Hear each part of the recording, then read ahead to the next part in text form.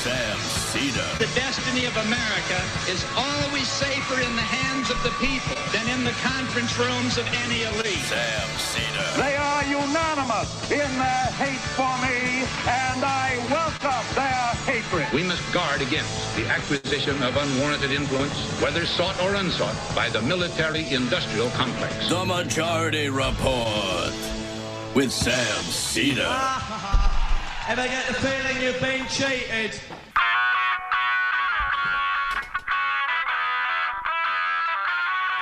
It is Wednesday, October 13th, 2021. My name is Sam Seder. This is the 5-time award-winning Majority Report.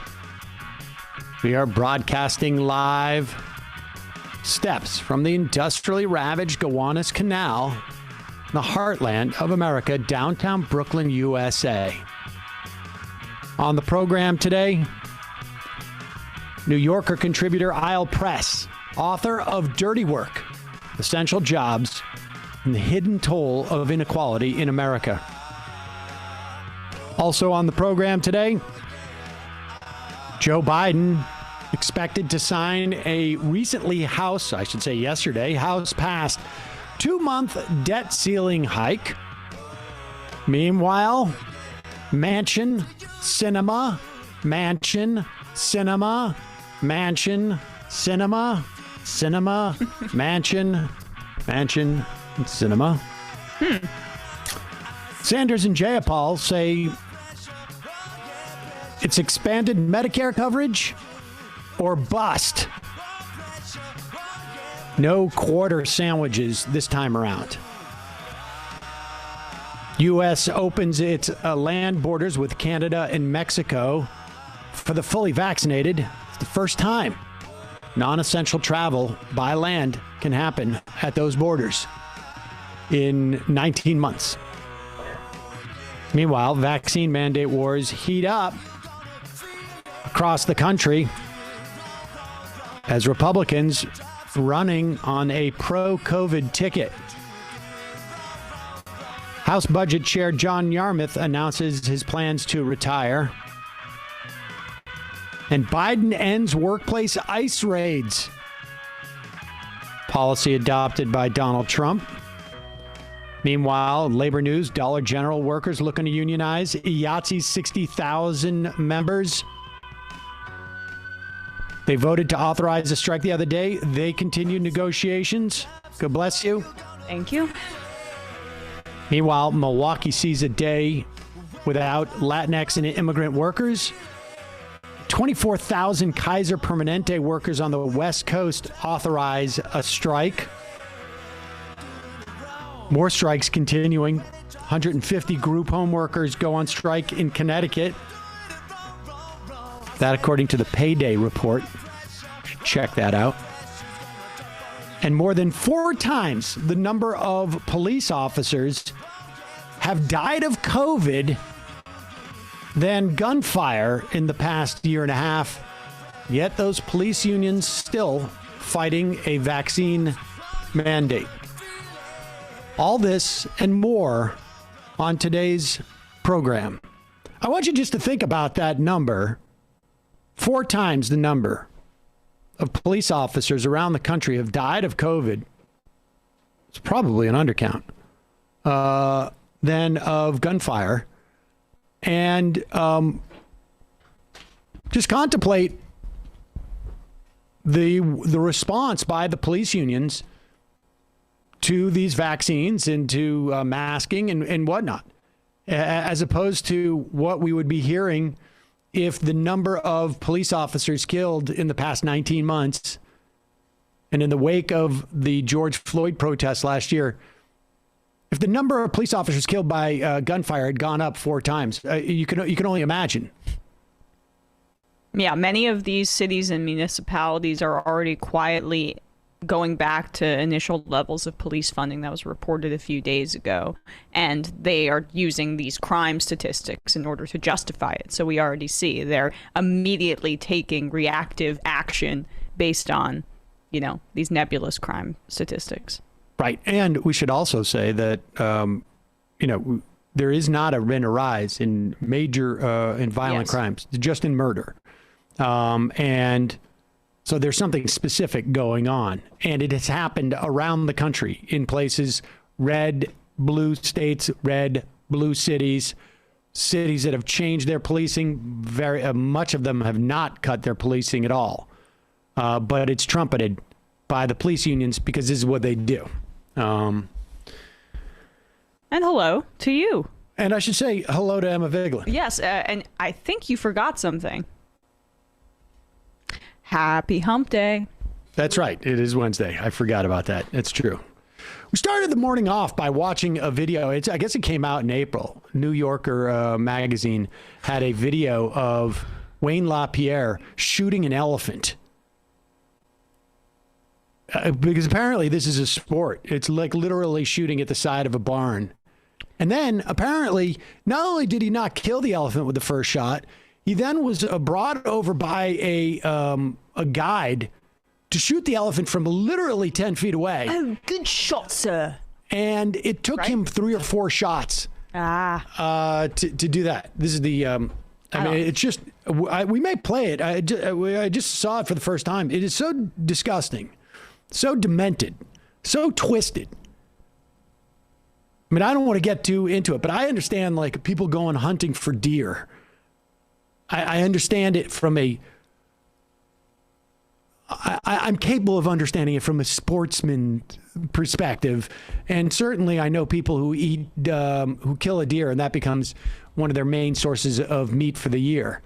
But to watch this, I don't even know how you describe it. Like, mini putt-putt is more of a sport than shooting an elephant. Honestly, like I don't even have an analogy. Well, it's like downstream of Henry VIII being taken to game sanctuary in like a big coach and then shooting one out of the coach window or something. Exactly. Like that. I mean, it's like literally, like we had to drive all the way to the zoo for this hunt and then just shoot the animal in the cage is basically what's going on there.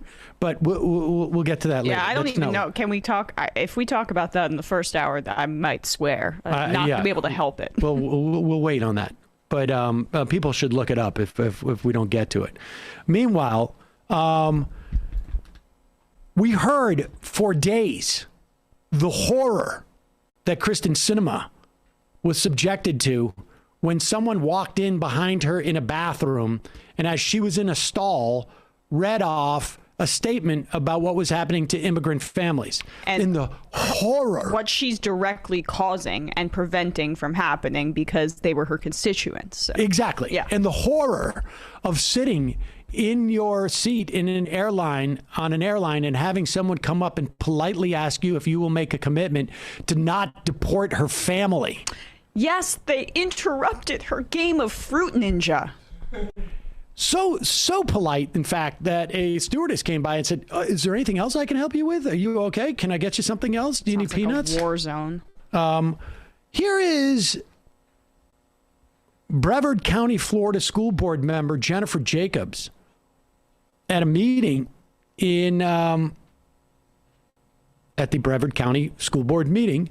And apparently, like, she had been quiet about some of this harassment that she'd been getting because I think maybe they've been talking about like having to wear masks in school and she'd been holding back apparently, but I guess something came up that sort of forced her hand to reveal what's been going on with her. Now, and let's be clear, this is not just happening to her, although I have no doubt the fact that she's a woman on this board adds to the level of intensity, and the fact that it's in Florida because there's, you got Ron DeSantis there running his political shop on the on a decidedly pro-COVID platform.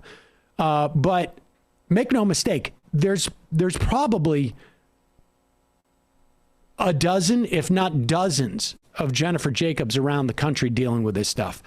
Listen to what she's been going through as a member of the school board. And lead by example, but I probably would have appreciated that acknowledgement 6 months ago when I started dealing with this stuff, because in spite of what people believe, I am not opposed to people practicing their First Amendment rights, even when it's outside of my home on a public property. I'm not. I think it's a silly method. I think it's ineffective. It doesn't move me or motivate me in any way, but I'm not opposed to it. What I reject is this effort to create fear and division in the community that leads to credible threats of violence against me and my family. And there's a lot of things that I haven't shared with all of you up here. I've tried not to talk about this stuff publicly.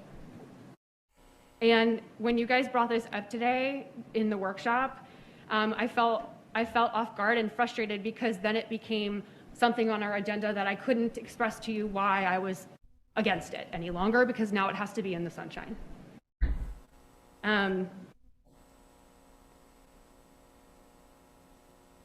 I don't reject people coming here and speaking their voice. They do it all the time. We don't stop them from doing that. I don't reject them standing outside my home. I reject them following me around in a car, following my car around. I reject them saying that they're coming for me, that I need to beg for mercy. I reject that when they are using their First Amendment rights on public property, they're also going behind my home and brandishing their weapons to my neighbors, that they're making false DCF claims against me to my daughter, that I have to take a DCF investigator to her play date to go underneath her clothing and check for burn marks. That's what I'm against, which is a credible threat and calculated.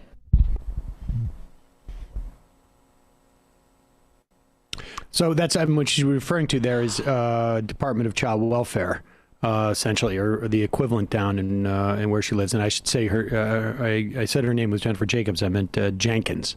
And I mean, that's actual harassment. That is not, and you can see clips of like protesters outside her house at night and this and that, and occasionally that will happen. I can certainly, as a general rule, I think that people who are in the public eye, that happens. In my mind, I prefer it for people who are trying to avoid dealing with certain things, like who are shrouded, maybe the CEO of a gun manufacturer or something to that effect. But the public eye. But she is a school board member, right.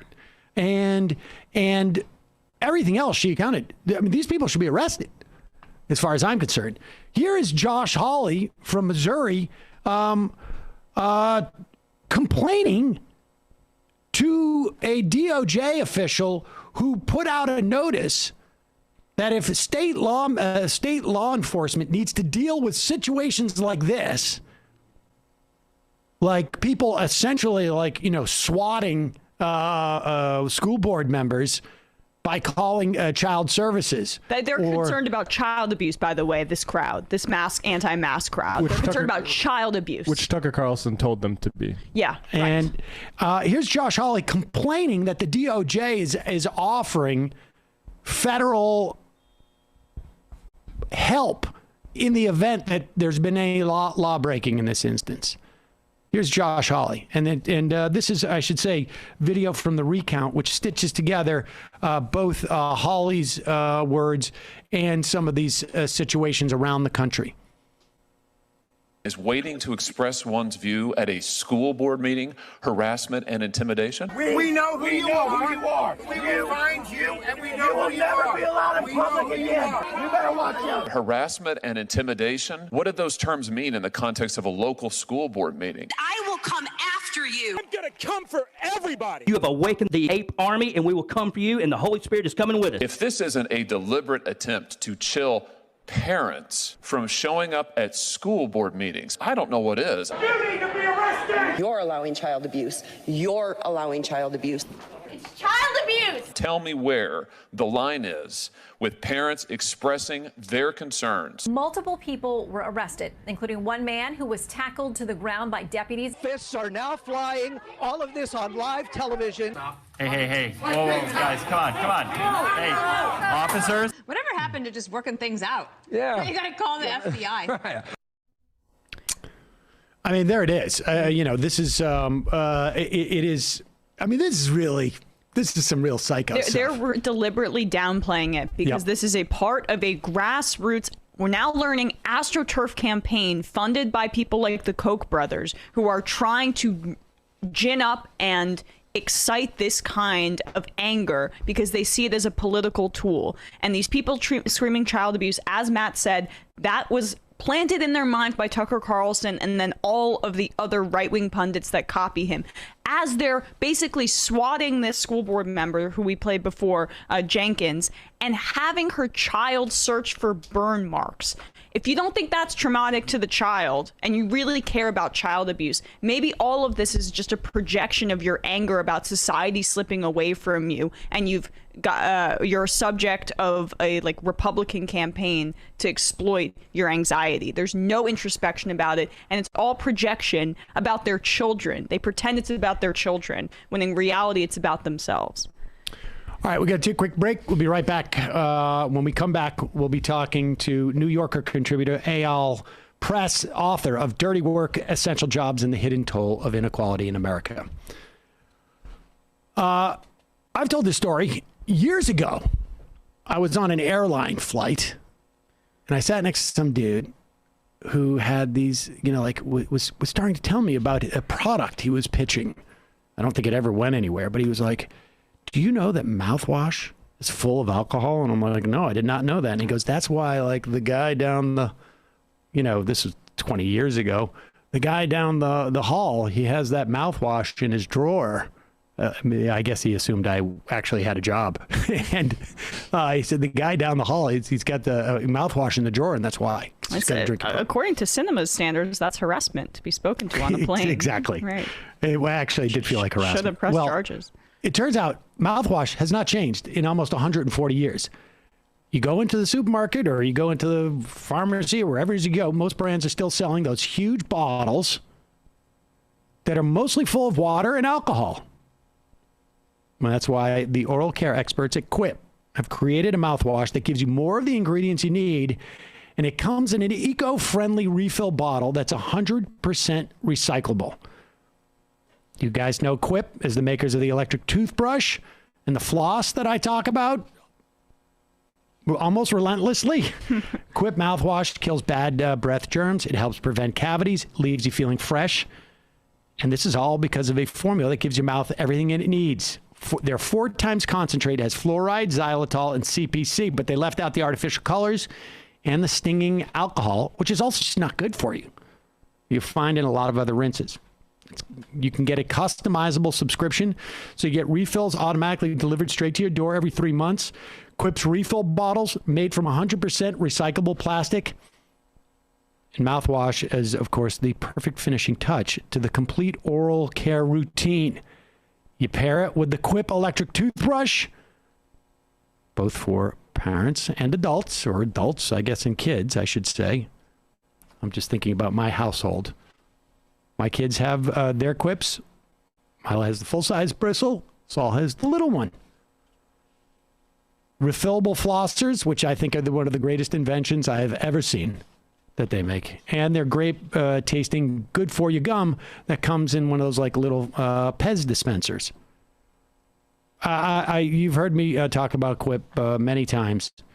They're an amazing, in my mind, design company that have basically focused their design on the idea of helping you develop a habit to have good oral hygiene.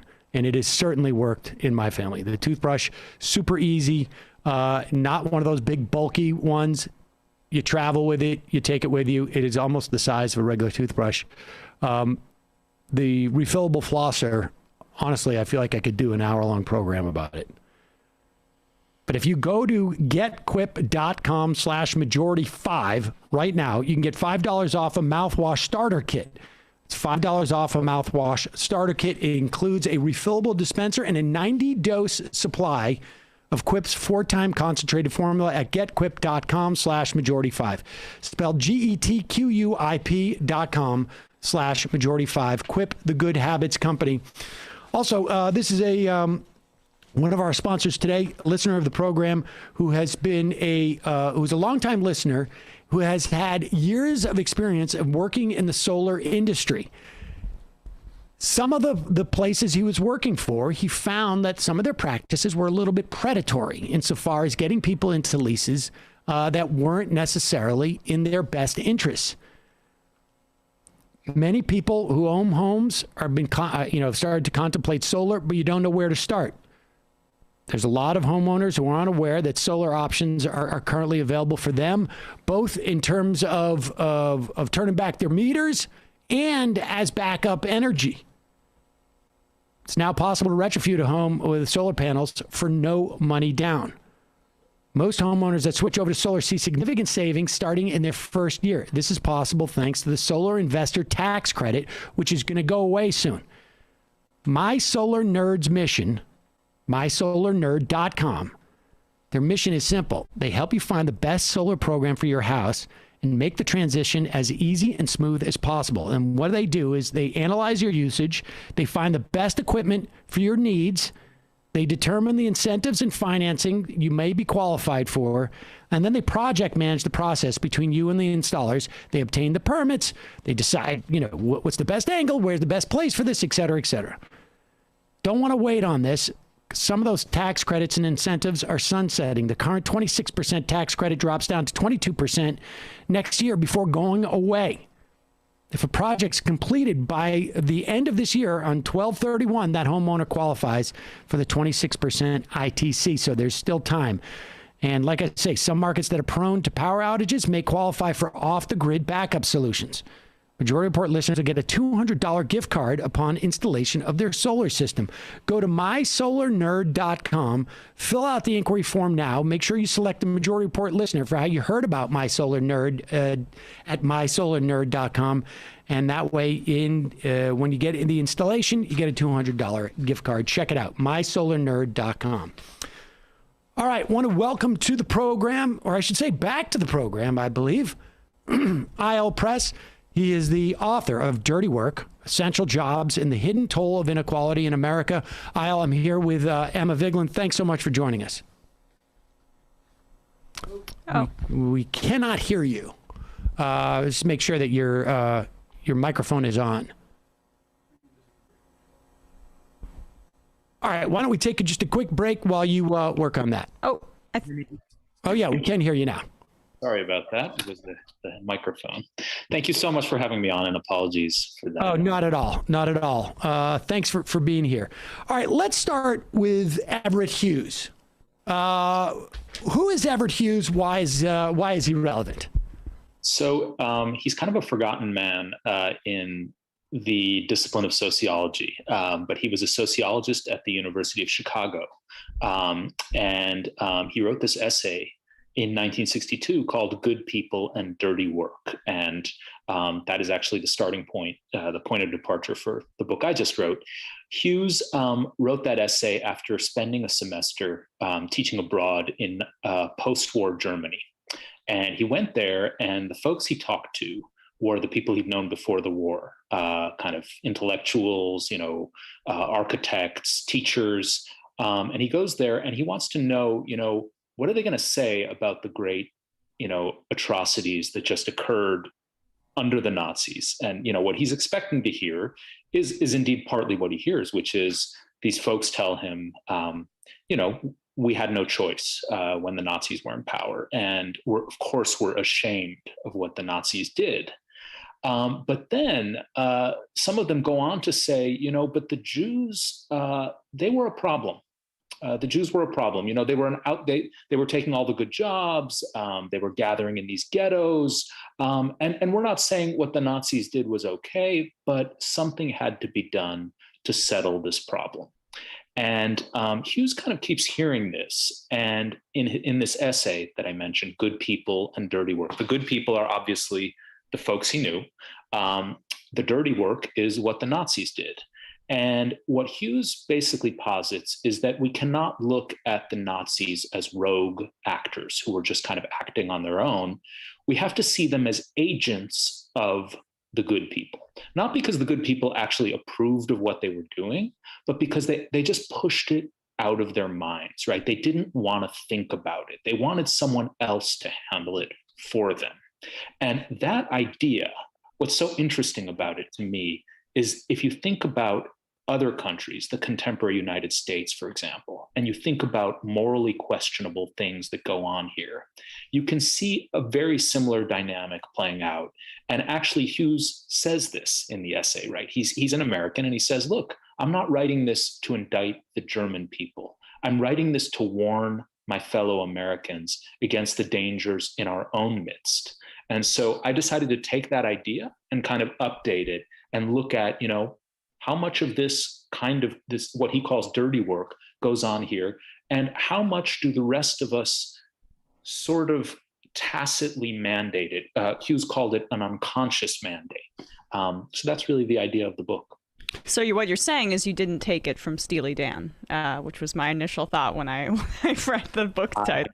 I have been asked that. It's a great song, but no, it's not about my book. No relationship. It's now stuck in my head, but I want to promote my book by all means, Yeah.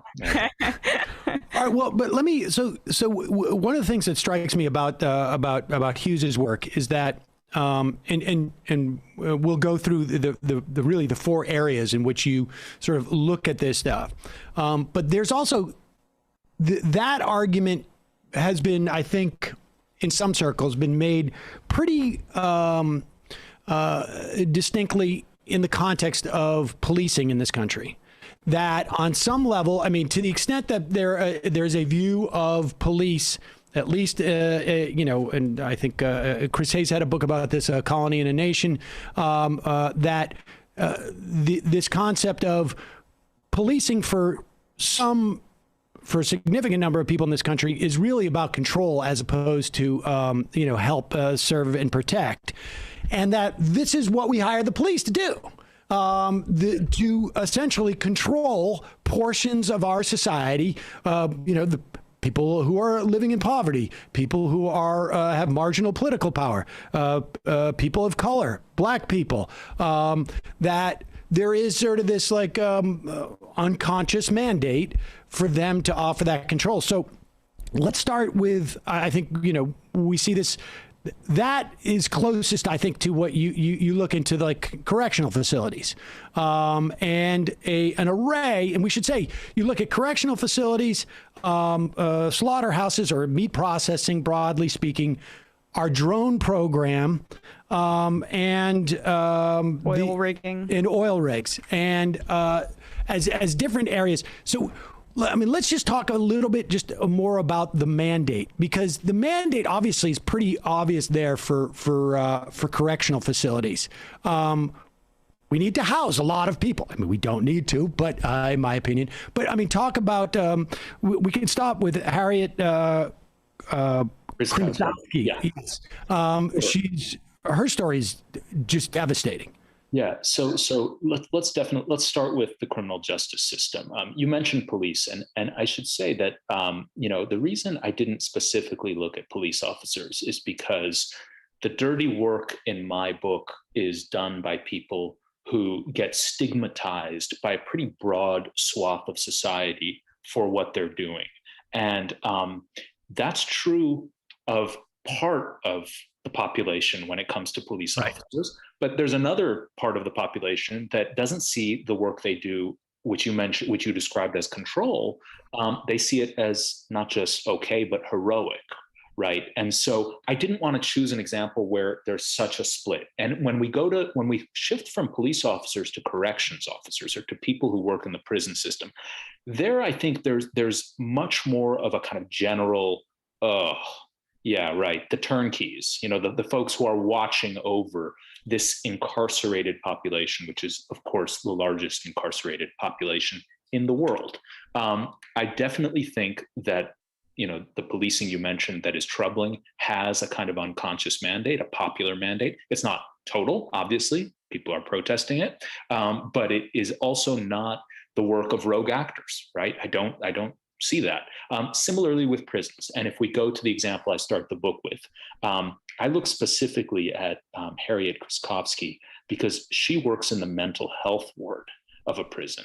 And prisons and jails are the largest mental health institutions in the United States, right? So that is a form of labor that could be taking place in a hospital. It could be taking place in a community service center, but we don't fund mental health, especially in poor communities, at a level that is remotely adequate to addressing the need. So what we do instead is we rely on prisons and jails effectively, as you said, to warehouse this population. And I think that dehumanizes both the incarcerated people and the people who work in those facilities. And I'd be remiss, if I didn't note that this was a federal decision during the Reagan era to defund, which is not to say that our mental health the institutions were particularly of high quality, but they existed, and we had a distinction between people who needed services versus who are going to be criminalized. Tell the story of what happened to Harriet regarding Darren Rainey, because this is just. Sure. I think this is where you get it's a great illustration of this dynamic, and I should also say this idea that the people that you focus on are sort of the unclean or the untouchables in a certain caste system within our society, and so they get it almost 2 or 3 times over. Yes. In terms of Harriet. So Harriet takes this job. She's getting $12 an hour. It's post-recession Florida. She's never worked in a prison before. She goes in there and she thinks that the guards at the prison are her allies. They're the people who are going to protect her. It's an all-male prison. She's a new person. She starts hearing the folks in the mental health ward, the guys who are there, telling her, they're not giving us meals, Harriet. They're skipping my meal. And she hears this enough that she actually asks her supervisor about it. And her supervisor says, our job is not to ask those questions. Our job, effectively, I'm paraphrasing, our job is to get along with security.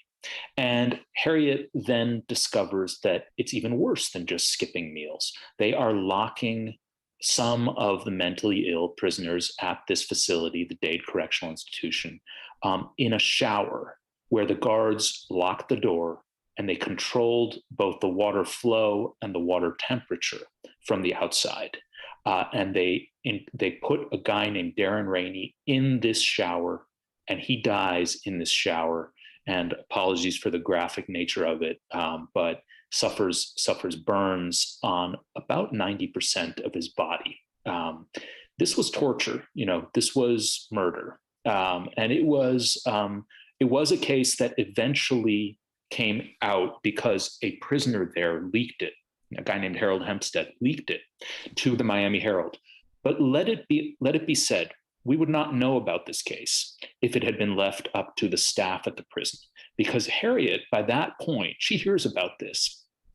She's too scared to report it, because when she challenged the guards before, they start disappearing from the rec yard where she's doing her work, right? They basically leave her alone. They say, you challenge us, you're on your own.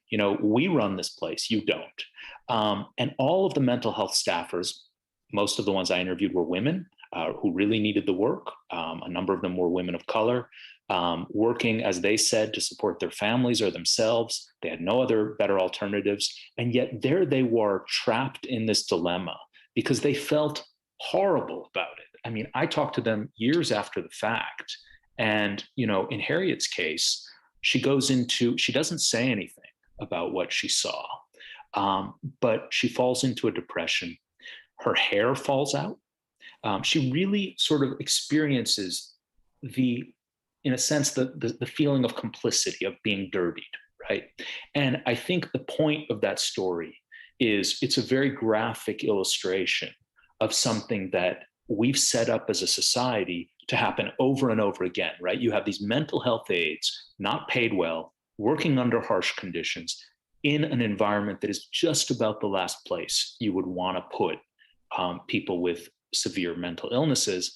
And as a consequence, there's a lot of abuse that doesn't get reported, that we never hear about. And the idea here is to show both that we are sort of like warehousing our problems in some fashion, and that people who are like on some respect are, you know, working the warehouse floor are also suffering as much as the people who are being warehoused, or to some degree, I guess. I mean, the idea being that this is, it's like it's eating away at our society in some fashion. Well, I think so. The book is fundamentally about inequality. So I show over and over again in these cases that who ends up doing this work is not society's elites, right? It's people like Harriet. It's people like those women that I interviewed that were working there. But then also the inequality extends to who is held accountable, right? Take a look at, that was in Florida in 2012. The governor at the time was Rick Scott. Rick Scott didn't pay a price for what happened to Darren Rainey. Rick Scott is now a senator, right? The head of the wardens, the senior members of the Department of Corrections, they didn't pay a price. The people who get blamed, there were a couple of guards who were moved out. And by all means, they are accountable, they are responsible, but it's very reminiscent of the Abu Ghraib story, right? Where you have this scandal that takes place and the country sees these pictures of these soldiers and its torture, but no senior officials are called to account. Instead, we hold accountable the low-ranking reservists who were there. And I think it's very similar in prisons. And there's also, you also speak to a prison guard named Bill Curtis, who brings up sort of like there's a structural element to this too, in terms of that is not so much a couple of bad apples, but it's just sort of like the way that, at least in the context of funding prisons and like, what people want, this, I guess, this unconscious mandate again. He expresses that. Just retell that story. Yeah, so Bill Curtis worked as a corrections officer in Florida, and he didn't deny that there was brutality in the system. He actually shared his diary with me, and in that diary, it's really a pretty amazing document because he begins very wide-eyed and idealistic, and he says, if anyone breaks the rules in this profession, they're going to be fired. And he quickly discovers that's not the case. There are these what he calls serial bullies among the guards who are doing awful things and getting away with it, and sometimes getting rewarded for it. But Bill Curtis does not ultimately hold them to account as much as he holds the people of Florida. He says, he says to me, the citizens here get what they pay for. Florida had at the time the third largest prison system in the United States, and it spent the second least on mental health services as a state, right? So what do you expect is going to happen here, right? You're filling the prisons and jails with this population that the guards are not trained to deal with. And even if they're well-intentioned, they're not going to do a very good job of this because it's just the structure is inhumane, right? And so what Bill Curtis said to me that really stood out, he said, when a good man or a good woman works in this system, a little bit of that goodness wears off. And I think that is true. It doesn't mean they're blameless, but I think we need to expand the circle of accountability. Let's talk about the meat processing next. You talk about a woman who was working in I think it was a chicken factory, and her husband was her supervisor at one point. Yeah, talk about that dynamic and what's happening in those chicken houses that sort of follow this pattern, I guess. Yeah, sure. So this is a plant. This is a poultry slaughterhouse in Texas, owned by Sanderson Farms, one of the biggest companies in the poultry industry. The workers at that plant, as at so many poultry plants in this country, predominantly women of color, immigrants, a number of them undocumented immigrants. And Flor Martinez, which is the pseudonym of this particular worker, she starts working there. And as you said, her husband is a supervisor, and the supervisors are just, yelling at the workers to speed up, to not take breaks. It was so bad in this plant that Flor Martinez, and others described to me not being allowed to take bathroom breaks. so that women working on these lines were literally going to work with 2 pairs of pants or with an extra pair to change into, because they would not be allowed to go to the bathroom, because the whole point is produce as much as possible in as little amount of time. That's your job. You have to stay on point. And the result of that is both terrible physical injuries, repetitive strain injuries and injuries to different workers would point to their shoulder, their elbow. But it's even more than that. It's an assault on their dignity. If we valued these workers, these were workers who were dubbed essential workers during the pandemic. If we really thought they were essential, we would think not just about, how they're the injuries they suffer, but just the sheer inhumanity of expecting people to endure those conditions. And in fact, a lot of native-born Americans won't endure them, which is, of course, why so many immigrants and undocumented folks and refugees do work in the meatpacking industry. It reminds me of a story from last week where Direct Action Everywhere, it was a videographer who came out and they released this footage of a slaughterhouse of a chicken processing plant, and the workers there were not abiding by animal cruelty standards, but it was because they had to work at this breakneck pace, as you mentioned, in order to meet these quotas.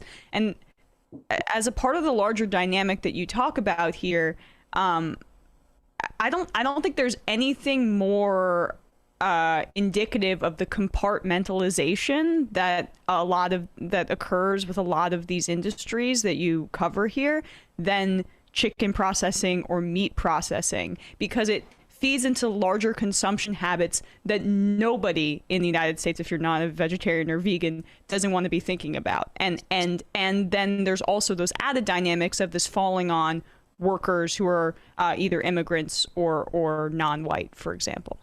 Well, I'm really glad you brought up that video, and I'm glad that the video showed why the workers were doing that, rather than just, I think sometimes in the past, some animal rights activists have kind of pointed the finger at the workers, saying, how could you be doing this, without actually showing what you just described, which is, this is why they're doing this, right? And just to get back to dirty work and Everett Hughes, there are 2 kinds of work I look at in this book. One is work that, like prisons or drone strikes, those are government functions, right? Those are public functions. And to that extent, even if you don't support that personally, it is clearly something that has some kind of public, whether you want to call it a mandate or some imprimatur from the public that says this is going on in our name. But the other part of the book is about the dirty work that goes on in the private sector, but that consumers rely on and depend on. And in the case of poultry, we're talking about America's most popular meat, right? We're talking about a demand that, if you think of the fast food chains and all of the popularity of chicken as a healthy alternative to beef, well, this is part of the story too. This is the behind the scenes. We have scenes like that you described, and stories like Flor Martinez's story. I'm going to circle back to the concept of essential workers, and particularly in the context of COVID. But since we're at that point of the demand for something, and this almost sort of this conflict and this sort of obscuring, whenever I hear about meat processing, I think of Frederick Weissman's documentary Meat, which is, relentless, and you sit through that, and it's your perspective at least changes dramatically, it seems to me. But you also speak to folks who work on an oil rig, and this is a great example too of the disdain that people might have for somebody who works on an oil rig, because your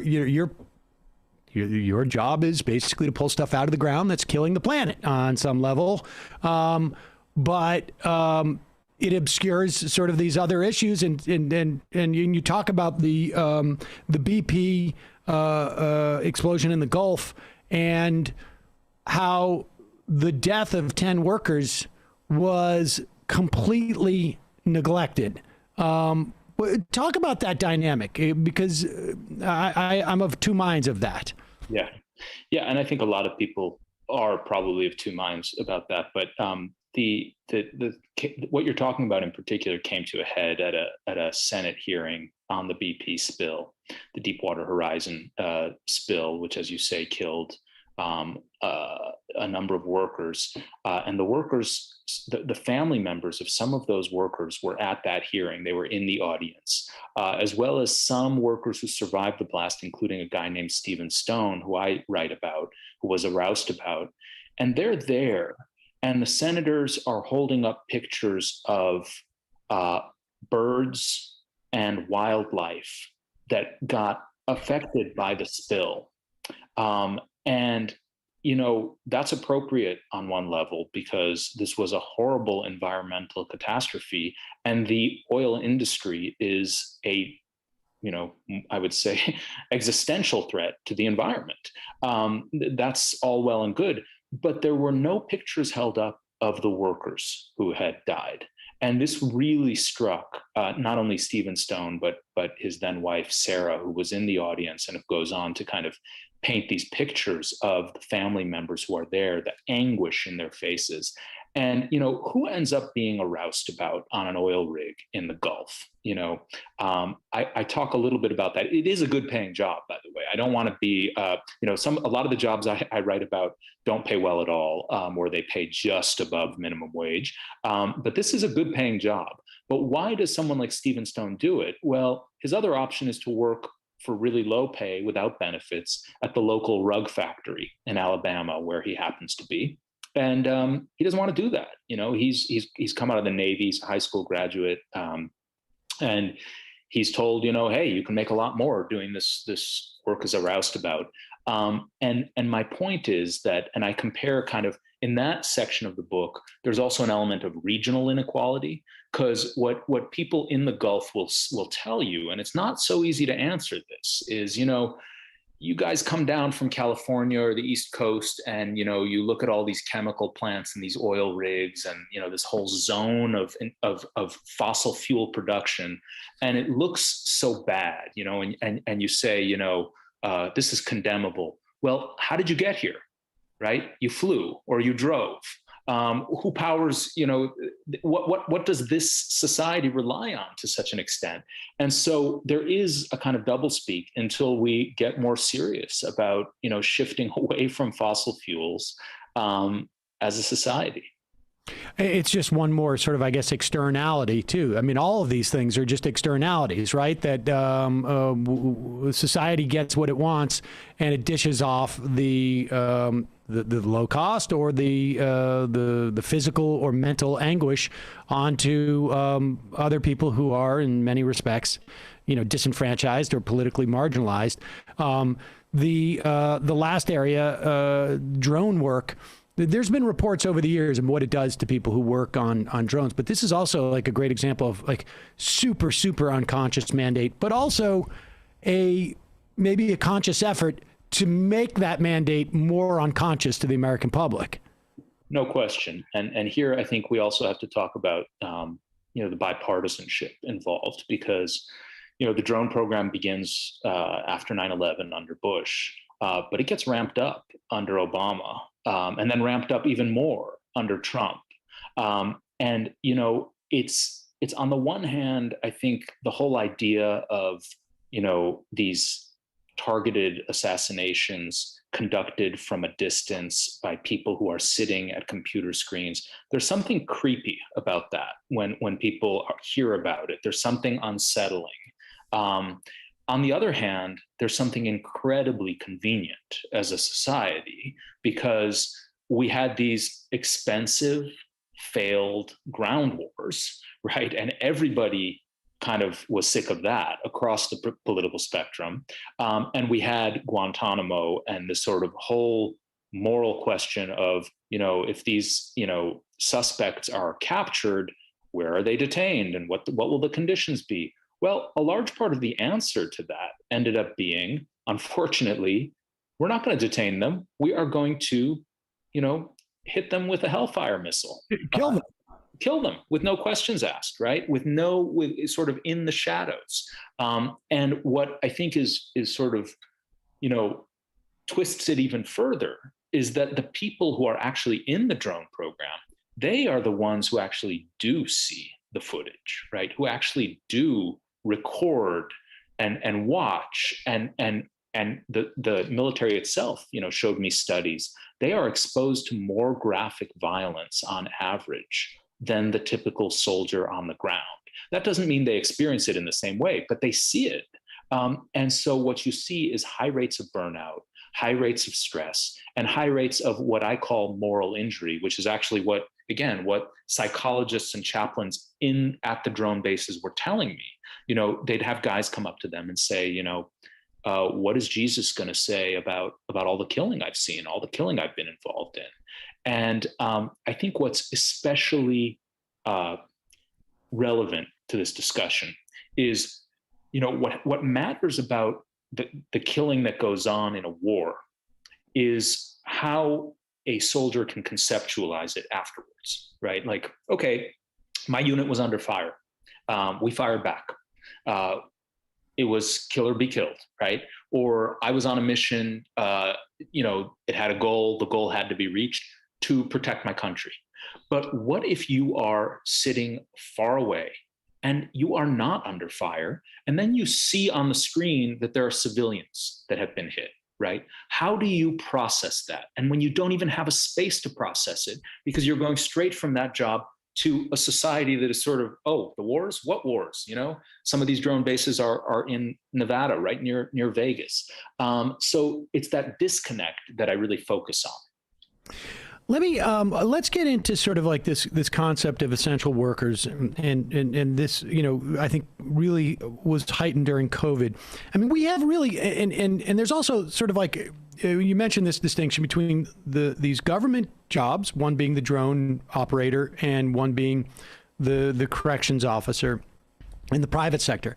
Let's take the private sector for a moment, just separate, because on one hand, like I can see the government jobs, what I think your book does is it says, people should be aware of that unconscious mandate.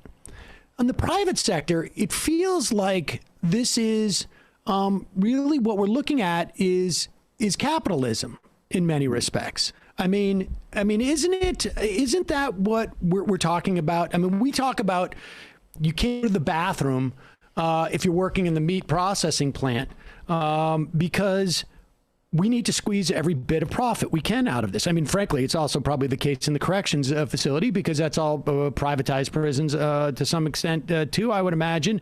And when we talk about the oil rigs, the externalities that these capitalists pour onto the workers is exactly what they're doing also with the planet. I mean, isn't this a story of capitalism in many respects?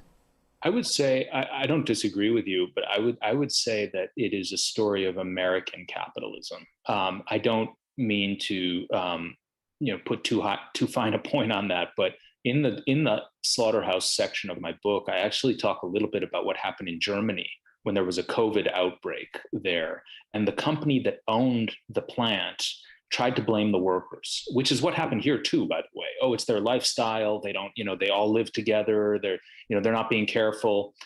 The German equivalent of the labor secretary came out and said, no, you're not getting away with that. This whole industry, he called it a system of organized irresponsibility, and called for fundamental change, and actually changes were passed. Well, here, with Trump in office, we had a very different response from the government. The government went along with the blaming the workers rather than the companies. And actually, Trump invoked the Defense Production Act to mandate that workers go back to work in meatpacking plants, even when there were no basic safety measures there. Why? Because there was supposedly a meat shortage in this country. As I describe in the book, at the same time that the industry was claiming that, they were shipping record amounts of pork to China, right? There was no shortage. This was political power being exercised to, I would say, in support of American capitalism, deregulated, what the companies with the money and the lobbyists say goes, basically. So that would be my only, sort of twist on that formulation. But definitely, it's absolutely about our economic system. I mean, and we see that, but even if we broaden out and we talk about the essential workers, I mean, I'm curious, was essential workers in the subtitle before COVID? And when you wrote this, because I think COVID really did sort of bring that to the fore. And it is, I'm not convinced. I think in this instance, there are certainly excesses that you can be attributed to Trump. But I mean, let's face it, all of these dynamics are going to existed before Trump, and they're going to exist after Trump. And it is a system that is simply just set up that way, where it's not just these the public mandates. There's also this sort of capital is going to exploit as much as it can at that point. Absolutely. It was not in the subtitle before the pandemic. I'll readily admit. What was very much in my mind, and it was really fascinating to watch. I'd been thinking the whole, as I was writing this book, just about the division of labor. But what I was thinking about was the moral division of labor. Who does the dirty work and who doesn't? The epigraph in my book is from James Baldwin, and Baldwin, of course, put it as more eloquently than I. The powerless must do their own dirty work. The powerful have it done for them. And he wasn't referring to Everett Hughes, but that point is actually what I try to show in the book, and the moral costs of that, right? We know about inequality causing, just the division, the disparities in terms of wealth and income. We don't think as much, and I don't think we think enough about the division when it comes to stigma and moral injury and degradation, just this sense that these moral and emotional and psychic burdens are borne by some and not others. That is, I think you cite, is it Cobb and Sennett on these hidden injuries of class? Just talk about that concept a little bit, because I also wonder if there isn't an opportunity for an increase in class consciousness, not necessarily based on the dollars, but on the garbage that you have to deal with, essentially the mental and emotional toil that is paid. But just explain that concept of the hidden injuries of class. Yeah, so this great classic book by Richard Sennett and Cobb, written, I think, in the early 70s, but talked about how we should be, when we think of class analysis, we can't just think of material disparities. We can't just think of dollars and cents. We also have to think about, as they put it, the moral burdens and emotional hardships that workers endure. And I think that's such a powerful idea, but it kind of fell out of the conversation, right? It really hasn't, even with Occupy Wall Street and the renewed attention to inequality and Bernie Sanders and others coming forward to talk about inequality, we don't really talk about those moral burdens and emotional hardships. And they are not randomly distributed. They are not born equally in this society. I do talk about, at certain points in the book, sort of white collar workers who do morally troubling things, because certainly a lot of them do, bankers and, tech software engineers in the tech world, but their lives are very different than Flora Martinez's, than Harriet Kriskowski's. One, because when you are successful and you have a lot of money, you have more choices, right? You're really troubled by what you're doing, you can leave. The second thing is that, in our society, material wealth and success has a sort of sheen of moral virtue to it, right? You're not sort of out there in the shadows. So I think that my hope is that we start having a more well-rounded conversation about inequality, where things like dignity and just people's place in the community based on what they go through every day, where we talk about those things. Eyal Press, the book is Dirty Work, Essential Jobs, and the Hidden Toll of Inequality in America. Thanks so much for your time. We'll put a link to that at majority.fm. Really appreciate it. Thanks so much. So much. Thank you. Really enjoyed the conversation. Bye-bye. All right, folks, going to take a quick break. Be right back. Wrap things up.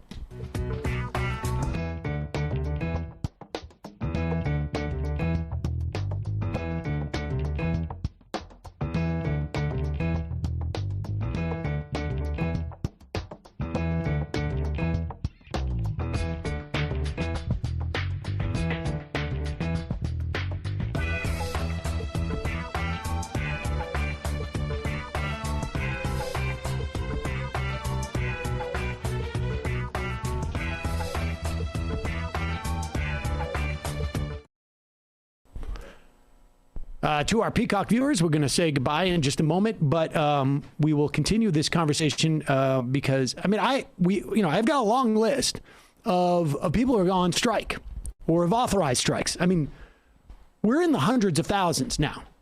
IATSE, Kaiser Permanente, we've got nurses in Buffalo and Worcester and in Connecticut and across the country. We're seeing workers talk about strikes, and when they're striking, it is the treatment they're getting at the workplace, which is the one that is really sticking out. Obviously, there's money, but people are being overworked, and I wonder if that concept of that other aspect, the non-financial aspect of class as a proxy, is effective. But we will talk more about that. Goodbye to our Peacock viewers.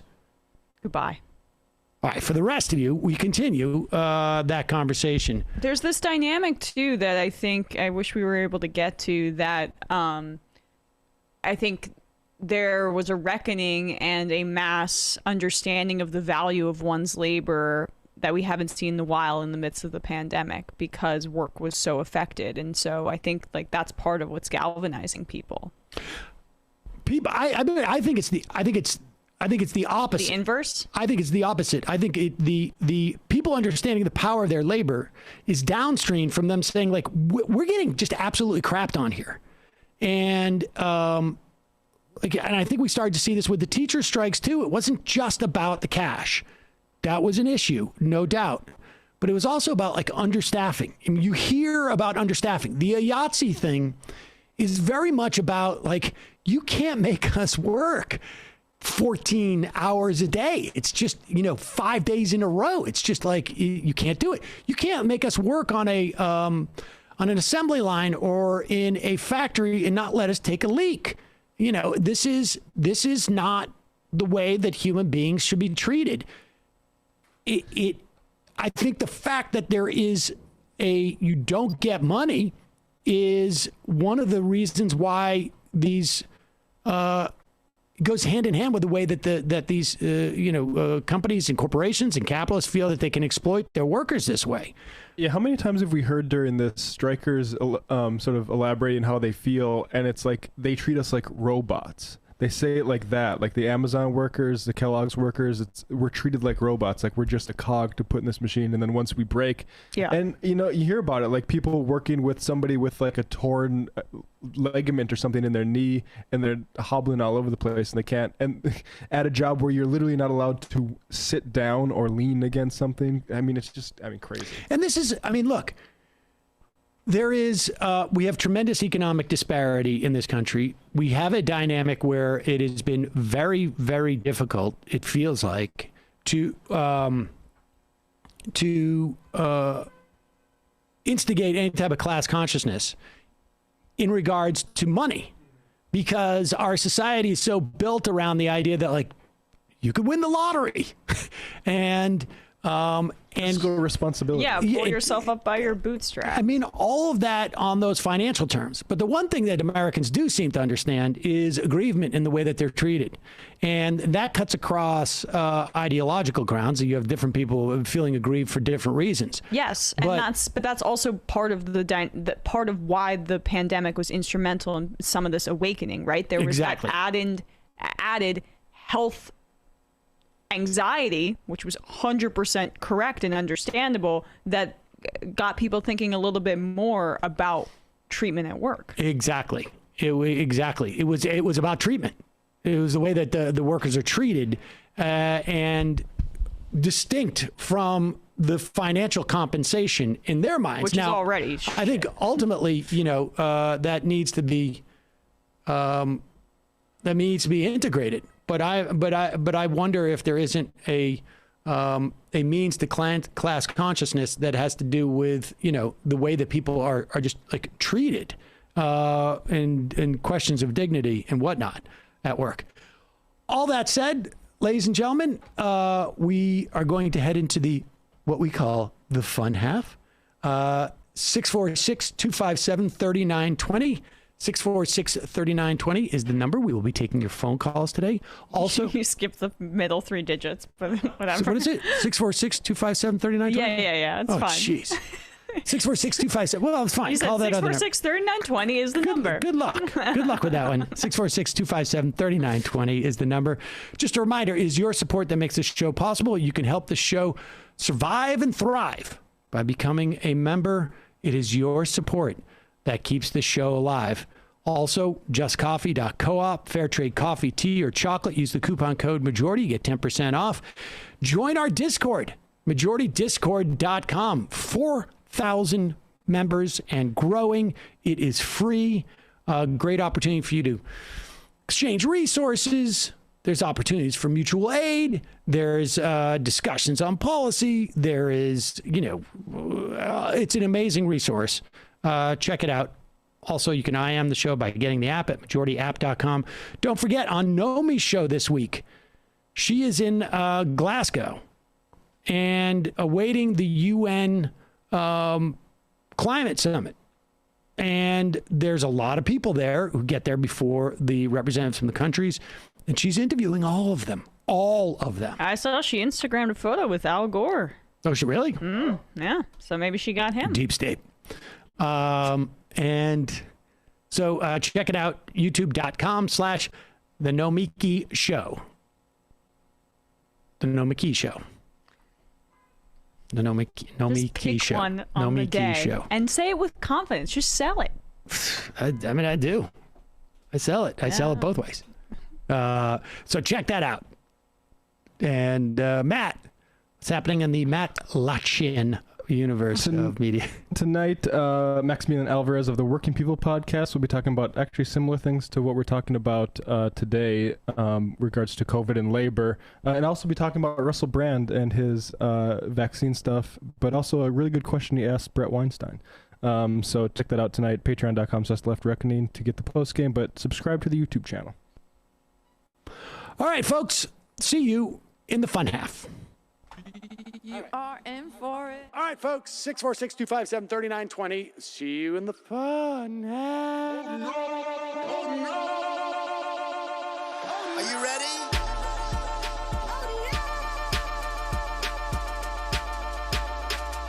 Who sent us this? Alpha males are back.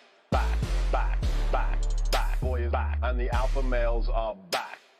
Just as delicious as you could imagine. The alpha males are back. Boy is back. And the alpha males are back. Just want to degrade the white man. Alpha males are back. I take all of it to my throat. Alpha males are back. Snowflake says what? The alpha males are back. You are a madman. And the alpha males are back. Oh no, Sam Seder! What a fucking nightmare! Bring back DJ Danner. Yeah, or a couple of them. Just put them in rotation. DJ Danner. Well, the problem with those is they're like 45 seconds long, so I don't know if they're enough of a break. That's fucking nonsense. You see white people doing drugs, they look worse than normal white people, and all white people look disgusting. And the alpha males... Psych. Fuck them. Snowflake says what? What?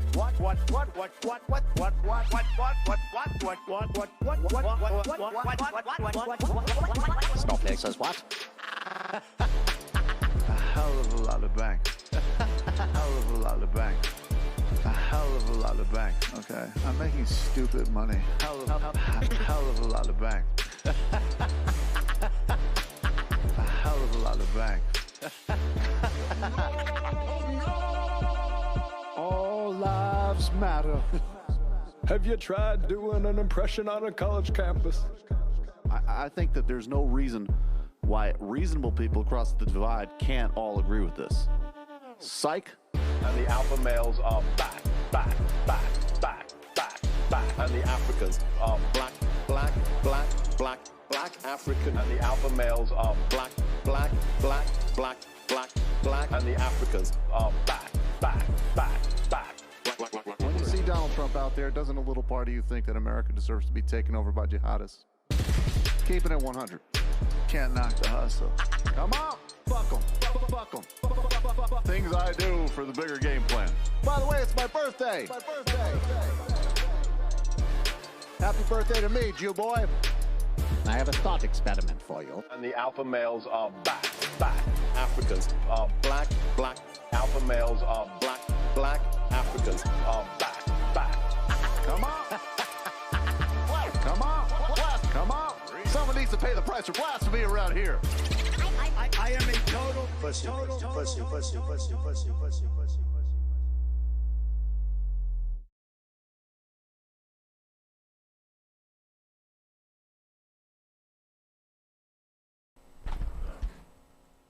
We are back. Ladies and gentlemen, it is the fun half. I am turning the voicemail off. You can join us on the program. Calling in, having your say, as it were. Let us go to the IMs for a moment. James Dolan is a POS.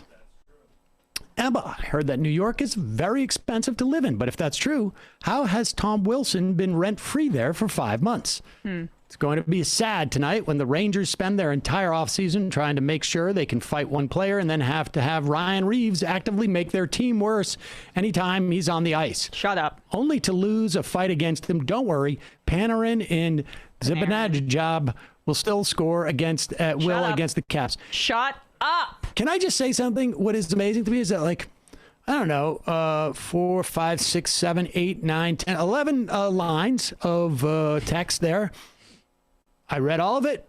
I understood things like 5 months. I know what that means, but everything else just seemed to me to be like they're right. Like That's what the Rangers shown up at a plumbers convention, and I'm hearing people tell jokes about flanges. Yeah, yeah. Loves Zibanejad because he's an Iranian hockey player. Oh, is he Iranian Swedish? Ah, there you go. He is fairly dark-haired for a Swede. I didn't realize that. But yes, unfortunately, you're right. The Rangers. I don't need to talk about it anymore. We probably will lose tonight, and I don't understand why we traded skill for toughness. But that's I guess how these stupid hockey GMs think. I'm not a Drury fan thus far. Zink Mansion's yacht. I support officers' rights to be unvaccinated. Also, don't play the elephant video. I don't want to go to jail today. It is enraging. It really is enraging. I know we don't really even track, the crimes that cops commit, but I'd be curious to know a number, if I could ask God or something, how many people that cops have infected, unvaccinated cops that infected other people in the course of business. I mean, if you have 400 that are dying, 450, I mean, one can imagine. Jenna from St. Louis, please don't play the elephant snuff video. My heart couldn't take it. I am of two minds of that too, to be honest with you. Salt Lake Socialist. Here's a trend to watch from reactionaries and grifter leftists. Make elite liberals the face of every problem. Ever notice how they pretend that elite white liberals are the ones concerned with racism and not everyday people of color? Elite liberals like Joy Reid are bad for scorning everyday Americans who failed to get vaxxed, and not people like Tucker. Without a doubt, of course. And just also the way that they deploy Democrats. Sometimes it means Democratic voters. Sometimes it means people on Twitter. Sometimes it means Democratic leadership, elected leaders. It's just a game. It's just a game they're playing. Kevin from Chicago. Hey, Sam, my sister's kid's school district is having meetings to decide on whether or not to sue our governor over mask mandates in schools. Sister wants to speak out against the crazies and support the mandates. Do you have any advice I can give her? Well, I would just have her go with the studies and say, there are multiple studies that have shown that mask wearing cuts down on the incidence of COVID in schools. It's a huge difference? No. But there's I have not seen any evidence that it hurts child development. And I'm speaking as someone who has now a third grader who has, he's more vigilant about wearing his mask than I am. And there are times, let me put it this way. There are times I deal with my son, and I don't know, this thing, people have different, different kids are different. He has worn his mask even outdoors in Brooklyn. And I've told him he doesn't need to do that. We go to the park and I'm like, you don't have to have your mask on. And he's now like starting to put it under his chin for the first time. So sweet. And when he's outside, which just indicates to me that like he's going to be fine. Like we're going to get to a point where it's like you don't need to wear your mask at all, and he's going to be able to do it. He's being overly cautious, maybe, and he's waiting on the vaccine too. But I just, all I would do is just bring the studies and say, these are the studies. And what is the cost of being cautious in this respect? It's sad to watch kids run around with masks. Yes. Sadder to see images of them, ill, or them feeling like they're responsible for getting their parents ill or whatever, or their teachers ill. So come shower with Crowder. Have you seen Door's YouTube channel? It's almost exclusively anti-vax clips. Yeah. Really disturbing to see him to go from just asking questions to straight up saying the vaccine is dangerous. Scroll on down to socialblade.com to see how that's been for his engagement. Yeah, right? It's good. It's nice lately. We should actually maybe do a little thing about that. Betsy DeVos, hella calling today to complain about cinema. 512. Okay. Let's see.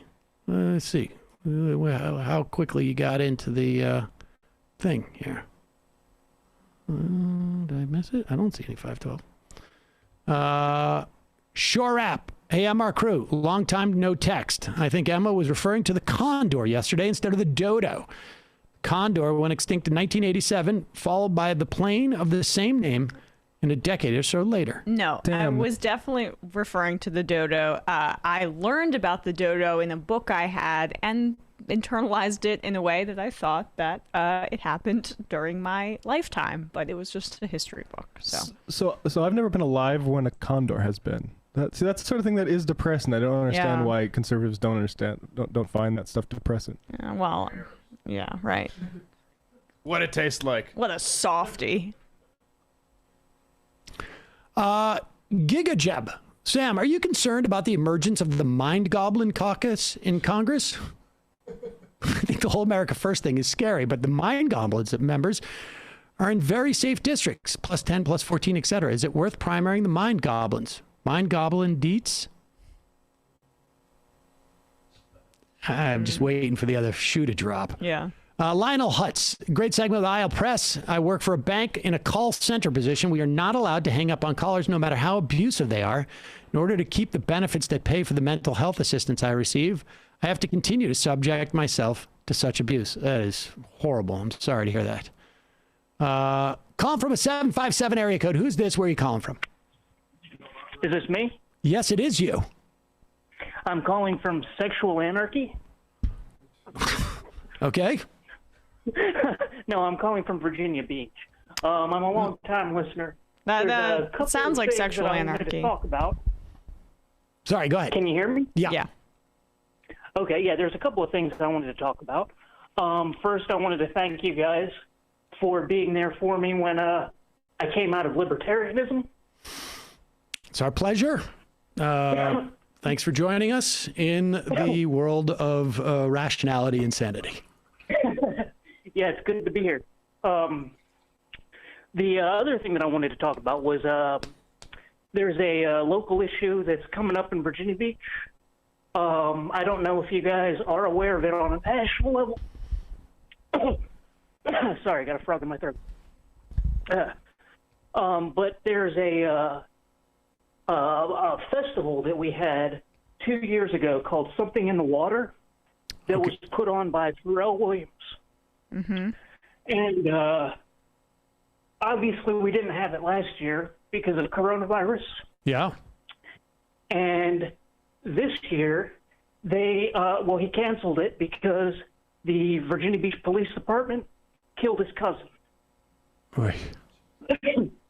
And I just wanted to say there are a lot of people, I haven't seen it on like the national news, but on the local news about it, there are a lot of like really racist things that you hear about the scenario. And there are a lot of things about the police report that don't line up with the eyewitness accounts.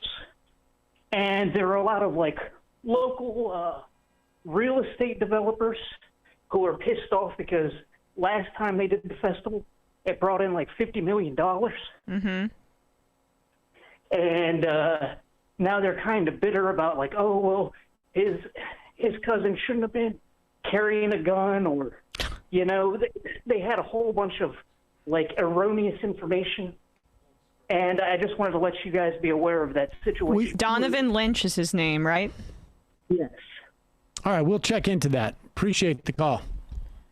All right, I appreciate it. Thanks. I love the concept of like cops, you know, after killing somebody being salty and people being pissed that they won't get extra revenue come in, and there actually are consequences.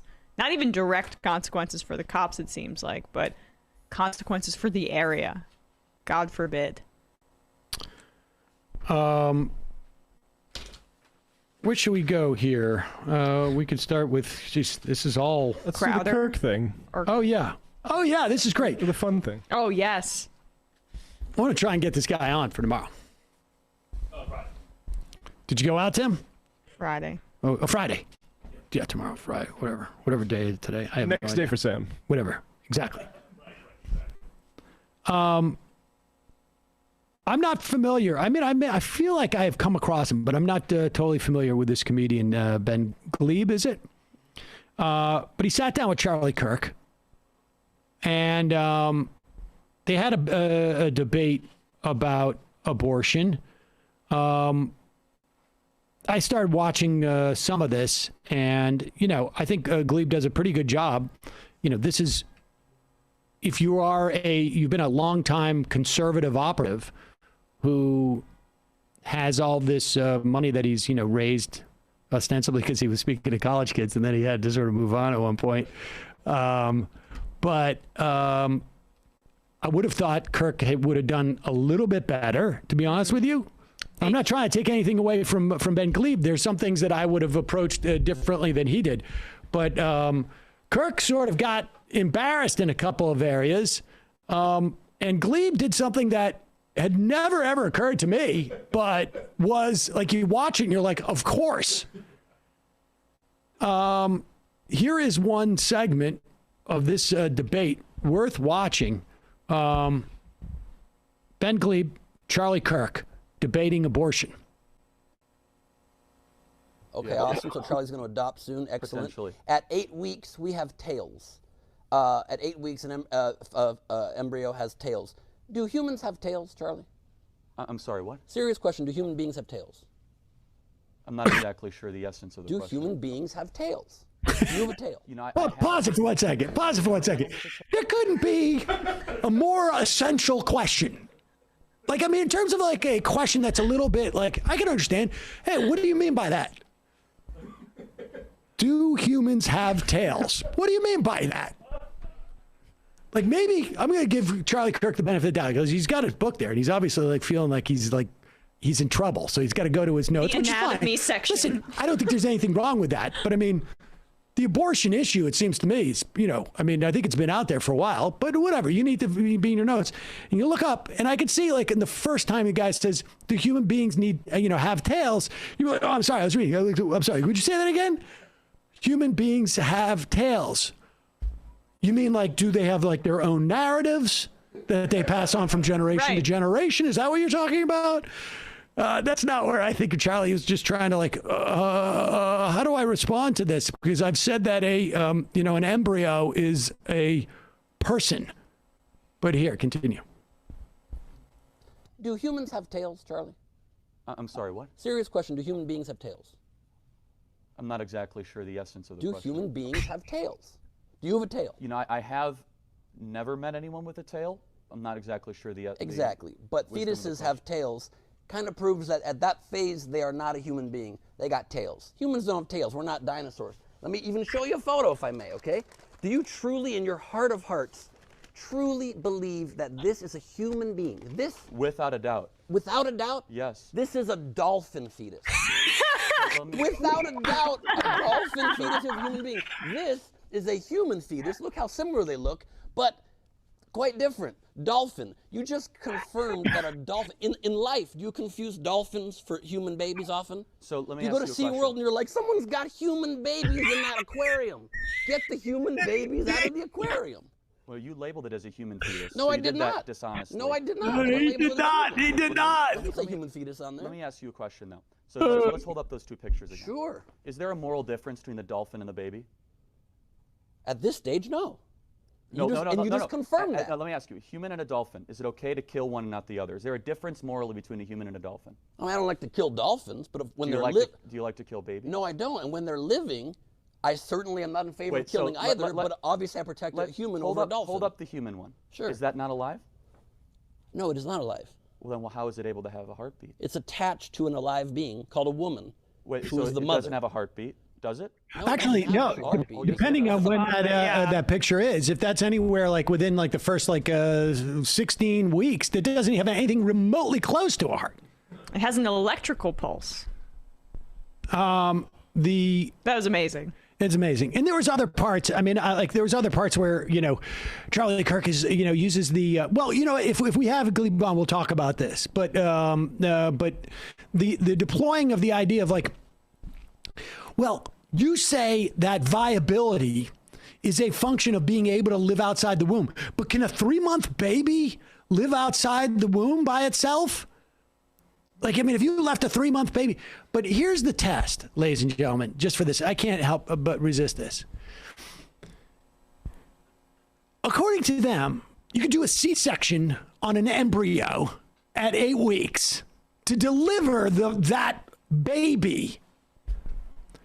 I would take that 8-week-old baby that actually gets born, that is a person, versus that 8-week-old embryo. We can put them in a room. It's not a question of there needs to be the mother there. You can put any person in. You can put a babysitter. You can have, let's do this test. Let's have the high school kid from down the hall in our apartment building take care of both of them and see how long they both live. We'll give them all the food, whatever the babysitter needs. We can take a high school kid. We can take the world's best nanny. We could even take a doctor. Do you need formula? You need baby formula? You need the mother to pump milk in the other room? Do you need, you want mushy peas? The baby, the 8-week-old baby is going to live. That 8-week-old fetus is going to die because it's not a person. It is not viable. And anybody playing that game of 3-month-old baby can't survive on its own. 3-month-old baby does not need to be physically attached in a cocoon called a placenta, essentially, sucking off of, being fed through its stomach with a flesh tube. I mean, that is, but Charlie Kirk really, I gotta say, honestly, I debated Charlie Kirk. I didn't think he was an idiot. I think he's just a guy who's getting paid to be, a college kid and having to grow up. And now he's being, he's paying himself to try and be Rush Limbaugh. But I was surprised at how weak and poorly he. Without a doubt, he said. Without a doubt. What was so funny about that is how Ben he was very, cagey about answering that question. And then he wasn't suspicious when he should have been. Yes, exactly. The tail thing is I don't want to go down this path, but I will definitely point to that dolphin. Human. Human, without a doubt. And then he was so sort of rocked by it, he had to pretend that Ben had labeled it a human. He was so thrown off. Let's imagine dolphin fetuses were a delicacy and they were harvested for eating. Charlie Kirk wouldn't care about that. That'd be good, oh my rich person God, fare, yeah. right? Of course. And so the idea that he's drawing an equivalence between abortions and dolphins, he definitely does not subscribe to that at all. He's only doing that because he was caught by Ben. Yeah, he's excited to eat his veal dinner later. But this is a part of the same thing we were talking about with Crowder. he's debating a comedian, and Ben does a great job. But because Charlie Kirk, okay, he did debate you one time, but a lot Kirk will debate a lot of people. I will give him credit. He for recently debated, I think Ben Burgess. Yeah. Oh, he did? All right. Well, there is a little bit of a trend, maybe not applicable to Kirk in this instance, where they feel a little bit more comfortable, like, because they want to debate just the cultural elements that they choose to focus on, talking to comedians or not, people who aren't necessarily following politics for their career. The thing that I also note, I will say this to extend that point. One of the beats that we have here, aside from interviewing, academics or journalists for an hour every day, most days, is to cover right-wing propagandists whose job it is to disseminate right-wing propaganda.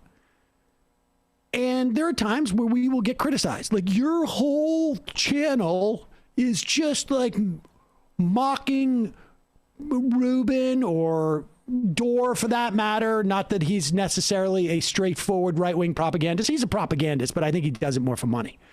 And I think he just finds it more lucrative to push certain ideologies. Well, they all do to some extent, but whatever. The Crowders, whoever it is, the Shapiros. But if you listen to them, they'll spend their time not talking about left-wing propagandists, but like the actor on The Office, or the person who won the Grammy and something they said there, or an Olympian, or John Gruden. Exactly. I mean, it is like they want to. They are engaging in a culture war, and what we're engaging is pushing back on their right-wing propaganda.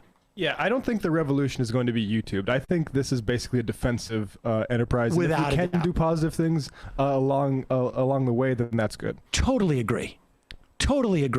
And I think anybody who does what we do, who pretends that they're leading a movement, is full of it. It's defensive, and it's also a conversion project to a lesser extent, right? I mean, there are a lot of people that go on YouTube and have autoplay on. Sounds stupid, but YouTube is a radicalizing agent for a bunch of people, and you get into the algorithm a little bit, and so that's why, without a doubt, that's why the YouTube specific clips are clipped for YouTube, the ones that relate to that world, and the first part of the show is the more academic side. Yeah, I mean, and this, this is a function on some level. It's just a mixture of AM talk radio, and certainly when I got into AM talk radio, it was not because I thought like I'm a movement leader. I'm not a movement leader. I'm not an organizer. I am doing rear guard defense and trying to push back and essentially fight back on a very highly funded, essentially propaganda machine on the right. And anybody who pretends that they're doing something more by sitting in on a desk talking to a microphone is full of it. I mean, the best that we can do is provide a platform for people who have spent a considerable period of their life studying an idea or an issue and present it to you. And then the other thing that we can do well is show what an idiot Charlie Kirk is, or what a coward Stephen Crowder is, or what a charlatan Jimmy Dore is with his anti-vax stuff, or just how far Glenn Greenwald has fallen from somebody who was, had some integrity and attracted some dumps of important information, disseminated that in some instances, did it very much at a high markup, but I guess that's the way you do it. You buy high, buy low, sell high, as it were. But is now in the business of basically just trying to, in some measure, sow chaos and involved in his own culture war. And frankly, I think if I get him to come play in this YouTube universe with the guy who has most of his acclaim from spitting up steak on Sex and the City, I think I've won. That's like mission accomplished. What that guy that you're fighting with on YouTube, I mean on Twitter, yeah, he's a Pulitzer Prize winner, and I'm the guy who spit steak up in front of Miranda. Like, and I got news for you. I didn't get a Pulitzer. That's not why he's engaging me on YouTube. He's engaged on Twitter. He's engaging me on Twitter because this is the only way you drive revenue for your Substack. So, I mean, that's what we do here. Anybody else who's like, that's it. So, good for Ben. We'll have him on. I didn't realize where we went to. You know how many, it's crazy how much this has grown too. When I started here, we only had like 60, 70,000 YouTube subscribers. Yeah. And YouTube wasn't, I mean. It was a podcast. When I started this, YouTube did not have live streaming. We were using Justin TV, which is now Twitch. When I started at Air America, there was no YouTube.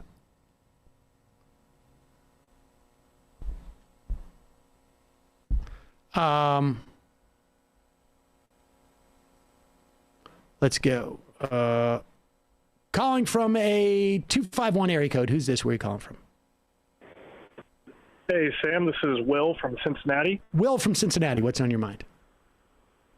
Hey, I wanted to talk to you guys about the David Shore piece I was making the rounds about popularism. I don't know if you guys addressed it. I missed the first half of the show. Have not. I'm going to get into that soon, I think, next week. But yes, go ahead. Well, I read the piece. I read some of the discourse. I got very frustrated at Matt Iglesias' take, basically asserting that Democrats would be better to campaign on popular policies, and the political penalties for implementing popular policies is greater than just not doing it. You know, like the common wisdom just blows my mind. And wait. Articulate that again. You're saying say that again. So I'm not sure. Let me reword it. Matt Iglesias and David Shore, from what I understand from the piece, are basically stating that the common wisdom is that Democrats should campaign on popular things and not actually implement it, because the potential blowback of implementing popular policy from, like, bad faith Republican attack ads would be greater than just not implementing it at all. So the blowback from implementing popular policies would be worse than not implementing the popular policies. That's what you're saying that they're arguing? That's my understanding, that there'd be less blowback if you just promise good things and not do it from your base than the political blowback from bad faith Republican attack ads. And part of the problem I have with that is that we played that Medicare ad the other day. It really doesn't matter Democrats don't get to dictate what Republicans do. I would argue that it is really just a question of space. When you don't do these things, you create vacuum. You create a vacuum. And I agree with the idea that, voters just get what ultimately voters hear, the vast majority of them, is sort of like a third level reflection of what is actually going on. But I just think that doing things creates an aura of power. And it really, in many respects, doesn't. It matters because the way that you project that aura of power is not just by doing things in a vacuum. You do them because there is an enthused group of people who are around you psychographically, and I'm talking about the activists, who then carry that message to the broader population. I mean, I'm not convinced. I mean, I do think that they sort of recognize a problem, but I'm not convinced that they provide a solution, frankly, to what they're saying. I mean, I do think that you should have likable candidates, but I don't. I think we'll get more into it too. Dane's got a good piece, deliverism that he called it. I think at the American Prospect. I read his article. It was excellent, and it kind of encapsulated my feelings on it. I just really questioned the disconnect of these politicians and these campaign advisors who seem to earnestly believe that, yes, please, campaign on all these popular policies that the American people love. We're polling. They love it. But please don't implement it. We're really afraid of the Republican blowback if you actually follow through. Well, the problem is with that is that it discounts the second order issue, which is they're losing. Yes.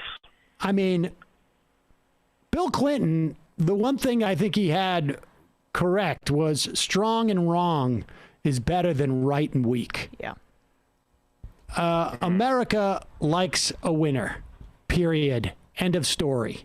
And delivering on what you promise and then going out and characterizing that as a win and the way that you characterize that as a win is because people who you promised it to, who are really paying attention, also go out and characterize it as a win, wins for Americans. End of story. I mean, I think it's both in the case that I've observed in terms of like the way that America perceives an underdog. We've talked about this in the past. I spent some time in Australia 30 years ago. It may have changed there, but at the time there, an underdog was somebody who lost. In Australia, they had a much more appreciation for someone who went up against someone they were supposed to lose to and tried, but lost. In America, you're the underdog and you lose, you're forgotten. You're done. Alfred Hitchcock had a really interesting thing to say about films in America. He said, if I showed a character in the first minutes of a movie being competent at their job, I could make them into a serial killer and the audience would still appreciate them because the Americans like competence. It doesn't matter how horrible of a person it is. If they can show that they're competent at their job, Americans give them a benefit of the doubt. Which and I is think why that's the the right-wing attacks might be sticking a little bit on Biden. Josh Marshall had a theory during the aughts called the bitch slap theory. And it was basically, the problem with Democrats was that they kept getting, they kept losing and getting pushed around. And people just had this general sense of like, you can't even defend yourself. How are you going to defend us? How are you going to defend our interests? So, but we'll talk more about this. It's an interesting topic. Appreciate the call. Appreciate it. Thank you. Thank you. Sure, it seems to me, and I haven't read it, I'm not super interested, but it seems from the outside look like it's rationalizing what's happening right now. Like, this is what the Democrats are doing. They're running on popular things and then not doing it. And I actually think that actually might be successful. I'm not one of these people that think like Biden needs to pass something really big, otherwise the Republicans are going to win everything. Part of Shore's argument is that the cultural things that the Democratic Party promotes now, anti-gun, even voting rights, frankly, I mean, he perceives, I think ultimately, but supposed wokeism, et cetera, is alienating an important part of the Democratic constituency. But it also, that is predicated on the notion that you can get those people back, or that Ted Cruz or Nikki Haley or Mike Pompeo or Ron DeSantis can motivate those voters in the way that Donald Trump did. I mean, we're going to find out, maybe not in 2022 and maybe not in 2024, but we're going to find out 2028 if Donald Trump was sui generis. We may find out sooner. But there's also it's not taken for granted that in the absence of a fake American socialist black president, and in the absence of a guy who's both gets the credibility of being a billionaire, the giant TV celebrity known throughout culture. Right. Yes, exactly. In the absence of those guys, whether that's actually going to work. I mean, you know, there's a whole bunch of different theories in terms of like why Trump did better than expected with Latin voters and black voters. And there's some people who refute that was actually even the case in some respects. But, well, I mean, there's nobody who projects victory or projects like, I'm going to be dominant more than Trump. There's also, I think, like, there's things like machismo, but I also think that I think was like an issue. But I also think for people who are marginalized, and this maybe has to do more with like some segments of the Latin or Hispanic groups where people are, and maybe some other immigrant groups, or people who are perceived as being from an immigrant group, even though they've been in this country for an extended period of time, that when there is pressure associated with like where there's this much nationalism, there is a tendency sometimes to say like, I'm going to prove my American bona fides. Right. I'm committed. I'm committed. But there's also, you know, there's other theories. But you know, so I don't know. We'll talk about it. I do think it's interesting. Speaking of the culture war, shall we watch Steven Crowder pretend like he is defending the? I mean, there were so many people who were worried about what was going to happen to John Gruden. So many. You know, he signed that $100 million 10-year contract with the Raiders and had an ownership stake, but, you know, he's a victim, of course. People probably noticed the past couple of days I seemed a little bit tired, and it was because I wasn't sleeping. And it was because I had been waiting for what the results of this investigation by the NFL was going to lead to, and I was terrified that one of the coaches in the NFL would be caught just saying some incredibly, horribly racist, misogynist, transphobic, homophobic comments, and then he would lose his job. It's almost a relief that it's happened. And you can tell that Crowder was also worried because he knows so much about sports. I can't wait to see you tool on him about this. So apparently this Gruden character also said Goodell should not have pressured former Rams coach Jeff Fisher to, quote, draft queers in reference to Michael Sam.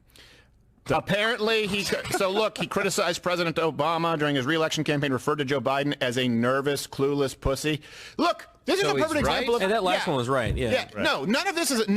No, like, notice that they put on the screen the worst of what Gruden said, right? As opposed to saying it. But he didn't say that he used the F slur, the homophobic F slur, in reference to the commissioner because he was implementing concussion protocol, which is threadbare as is, but meathead idiots like Gruden wanted less of it.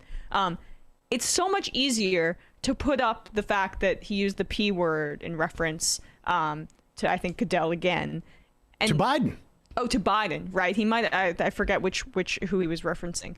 Like, Crowder is cherry picking the least offensive of the comments and trying to make it the more politically focused in order to make his point easier, but that's because he's not a serious person. But continue. I just want to underline him calling a Super Bowl winning coach this Gruden character, because the first time he ever heard of him was when he had to defend him for saying without a doubt stuff. Without a doubt.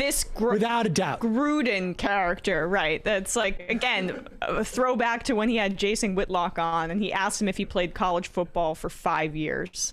He played in the pros, right? Yeah, oh, right. And then thought he was a professional player, but continue.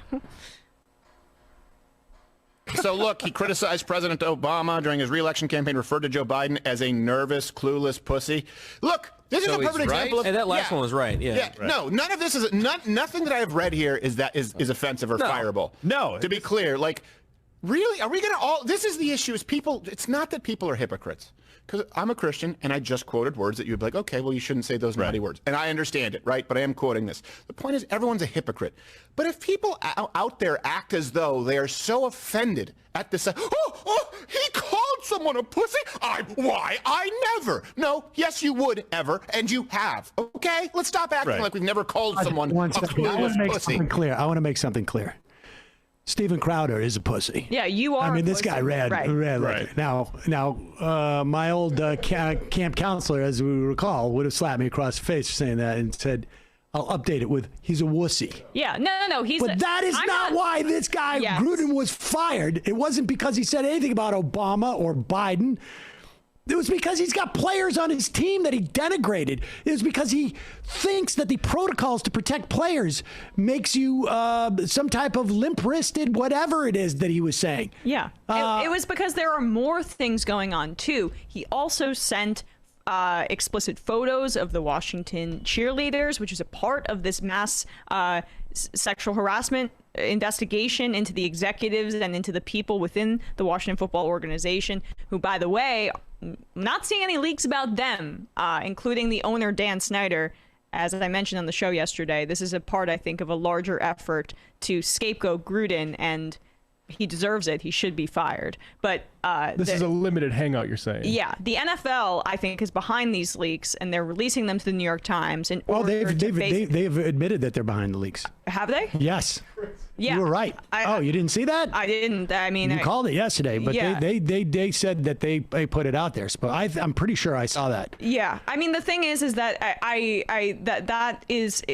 that's a separate story. It's obscuring the larger misogynist, racist, homophobic culture that exists within these owners. None of them want to be in a Donald Sterling situation where they're forced to sell the team. So the owners collectively are like, throw Gruden aside. He's burned every bridge in the NFL. Nobody really likes him in the NFL. That's fine. He's an asshole, whatever. But like Crowder's trying to make it like that Gruden's racist for saying that Joe Biden is a pussy. No, he's racist because he made fun of the lip size of the executive director of the NFLPA, and he used the F homophobic slur to refer to the commissioner, and he has the first openly gay player on an active roster in the NFL on his team right now. It's the worst. He's the reason possible. It took so long for an out football player. He's the exact reason. And so, yeah. But again, the amusing part is that Crowder didn't know who Gruden was. This Gruden character, whatever this guy is. This is the most important story in the world, and this guy I've never heard about. Anyway, he's something about the head. He coaches the heads. What is that? Is there more to that clip? Let's just play last. Okay. He called someone a pussy? Why? I never. No, yes, you would ever, and you have. Okay? Let's stop acting like we've never called someone a clueless pussy. You're a clueless pussy. I mean, we've called Crowder that. Steven Crowder is a clueless pussy. All right, argument's over. I still have a problem with the Gruden emails and the fact that he probably lost his entire locker room when he made racist comments about black players, and then also a gay player who put himself in a very precarious position in the homophobic league by being brave and speaking out. And so you have to have a coach that protects you. Yeah, I've called a Crowder a pussy, but I haven't haven't talked about a black colleague's lip size. Yeah, it's interesting to do in a professional setting. But regardless, should we? Which one of these Laura Ingraham ones is the number 5? Okay, good. Is that the one we were talking about, Bradley? Sorry. Yes. Yeah. Okay. So, Laura Ingraham, noted white nationalist. According to her brother. I think her brother says she's basically a Nazi. A Nazi, yeah. After dad. Look, one never knows, what happens in a family. I mean, I'm sure it's possible that my sisters may come out one day and out me as a Nazi. It's possible. You're fighting over your parents' China and whether or not your siblings are Nazis. It's typical squabble. Nevertheless, she had Raymond Arroyo on, who is a Fox News contributor, I guess. They're buddies. And, folks, You're not going to believe what's going on in the toy aisle in California. Roll the tape. My hands that no one will notice that the border's wide open, and I never went there. I mean, that's how you talk to kids. Anyway, before we go, Gavin Newsom signed a new California bill requiring big retailers to establish, Laura, gender-neutral toy aisles. Good. They're going to have a place to sell that new Superman bisexual DC comic book toy that was announced today. Finally, a place know where to go. Well, that comes after a gay Aquaman, a bisexual boy wonder, Robin, and a gender-fluid Loki. Call me when they have a gender-stable aisle with superheroes whose sexualities we know nothing about. Why are they sexualizing superheroes? You know, I was a Batman and a Superman, Spider-Man kid. I loved those heroes. We just wanted them to get the bad guys, not a venereal disease. Anyway, leave our comic book heroes alone. We don't want to hear any more about what they do when they're not apprehended. I will pause it. Could someone point out to me the superhero who did not have a love interest? Yeah, I was going to say Lana Lang. Who was it with Peter Parker? Bruce Wayne. Yeah. I mean, he had them both as Bruce Wayne and as Batman. I mean, the whole sexual tension with Catwoman. I'm sorry. Like, I don't know what superheroes this dude was watching when he was a kid. But... Are you telling me that Catwoman and Wonder Woman suits are not sexualized? The Michelle Pfeiffer Catwoman was literally like the earliest crush I had as a young boy. Oh my God. But I can tell you. That skin-tight suit is not sexual at all. But this is all, I mean, they all had romantic romances. Are you kidding? Maybe Aquaman did not. But he was like part fish. Like, I don't know. Like, maybe just maybe like there was like a mermaid somewhere not around. A great selection. But not Aquaman. I don't know. Tinder sucks under the ocean. I mean, exactly. You know, no reception to But this stuff honestly is like, this stuff is just a perennial. Like, 15 years ago, they had the American Family Association telling parents not to watch Shark's Tale because it was promoting transgenderism, that Lenny the shark wanted to be a dolphin, and it was sending a message to children. I'm not kidding about this at all. And this is just the way that they titillate their older viewers. They titillated them maybe a little bit in a way that makes them a little uncomfortable by posting that picture of Superman's son kissing that man. Oh my gosh. The viewers are like, I don't like how that makes me feel, but I'm too old to actually go to therapy about it. Write me when they have a gender stable aisle. Well, the letter would have come years and years ago. And it probably, it's like. Did you notice how Laura Ingraham flinched when he made the venereal disease comment? I mean, we're dancing around the extreme homophobia from that contributor. Yeah. What's his name? Raymond Arroyo. Yeah, he's insinuating that if you're gay, if you're trans, if you don't have sex with the opposite gender, then you are getting venereal disease. So we got some like Reagan era AIDS panic sprinkled in there. Appreciate that. Appreciate that. Without a doubt. Yeah, so Ingram basically wraps up the segment like quickly there because that was even a step too far for her. Yeah, how am I going to justify that? She's saying. Unbelievable. She went off. All right, let's take a phone call. Calling from an 832 area code. Who's this? Where are you calling from? What up, y'all? This is Derek from the Woodlands, Texas. Darren from Woodlands, Texas. What's on your mind? It's Derek, but no worries. I was just speaking about the abortion debate. There was a clip from this woman named, I think it's Lauren Windsor. Yep. She's like super She does good what is it that she does? She's doing like a Project Veritas on the left type of thing. What's the name of it? Yeah, she's incredible. The Undercurrent? Okay. No. Yeah, The Undercurrent. Yeah, she's really good at getting she's very good. She got Abbott, I think, last night. Oh, she did? And there's like a clip of it. Yeah, and it's really good. She got him to admit that he just implemented a abortion ban straight up in Texas, and she's like trying to get him to go further and like get rid of contraceptives and birth control in general.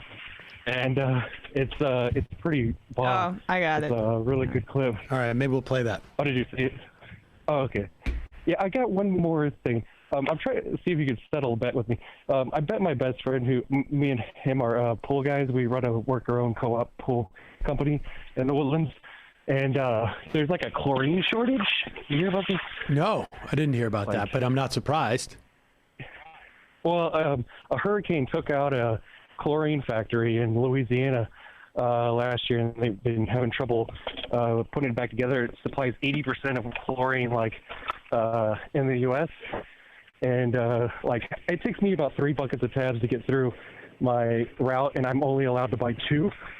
So I've had to really not be able to fully chlorinate my pools. It's insane. But the prices have doubled. It used to be $90 for a 50-pound bucket of tabs. Now it's $161. Wow. And so I bet my friend, because they are going to fix it and should be good by December, that prices will come down as supply keeps up with demand. Is that accurate? Like the lumber? Well, I mean, yes, lumber is starting to come back down too. I mean, the bottom line is supply lines are broken, and they're going to be broken, period. If nobody wants this stuff, the price is going to drop possibly, but if nobody wants this stuff, the supply lines are so broken that it just may not become available in some instances. And because the cost, these are going up not because there's an increase in demand. There's not, I mean, there may be a little bit more of a demand in the context of there was more demand in lumber. There's probably a little more demand in pools, there's more pools that have come online, I would imagine. I don't know if it's down to New Orleans, but in other places. But if our supply lines were working like they did pre-COVID, there would be no problem with this. But you have a combination of maybe a slight increase in demand in certain sectors, but the problem is that our supply lines are broken. And that doesn't get fixed by less of a demand. It doesn't. I mean, it can deal with it marginally. But the real question is is that factory going to come online? Right? I mean, look, if it was just a question of, if it was just a question of raising the price, you'd get 3 buckets of chlorine. Right. Yeah, that's my bet is the time that I can buy as much chlorine as I possibly need for my route, that's when the prices should start leveling out, going back to normal. Might still be a little bit more, but not double. Exactly. So appreciate the call. My point. Thanks. Yeah, We'll play that Lauren Windsor thing. Have a good one. Thanks. All right, we'll play that Lauren Windsor thing in a second. Let's take another call. Calling from a 215 area code. Who's this? Where are you calling from? Sam, hi. It's Matthew of Philadelphia. Matthew in Philadelphia. What's on your mind? Of Philadelphia. Of Philadelphia. Sorry, I'm really nervous. You're nervous? Yeah. All right. What's going on? It's all good. Sorry. All right, that joke didn't work out. Moving on. Oh. Hey. Hey, so you were talking about this platform's role and other YouTubers' role in the movement. Yeah. And how it's limited, and that makes sense. You can only do so much. But I wanted to push back a little and pitch you on an idea, if I may. I think over the last 2 or 3 weeks, on one occasion, you told the audience that it would be helpful to spread a video, a piece, or a segment you guys did on a Chris Cuomo clip. And then maybe last week, you responded to my IM saying, yeah, people should be calling Cinema and Mansion, and that you'll put the link or whatever, something in the description to facilitate that. And I think that there's probably a lot of those types of actions, specifically calls to legislators being left on the table, that you, platforms like yours especially, could cause to happen by simply adding a very thin veneer of formality on asking the audience to make calls like that. And my suggestion... What do you mean a thin veneer of formality?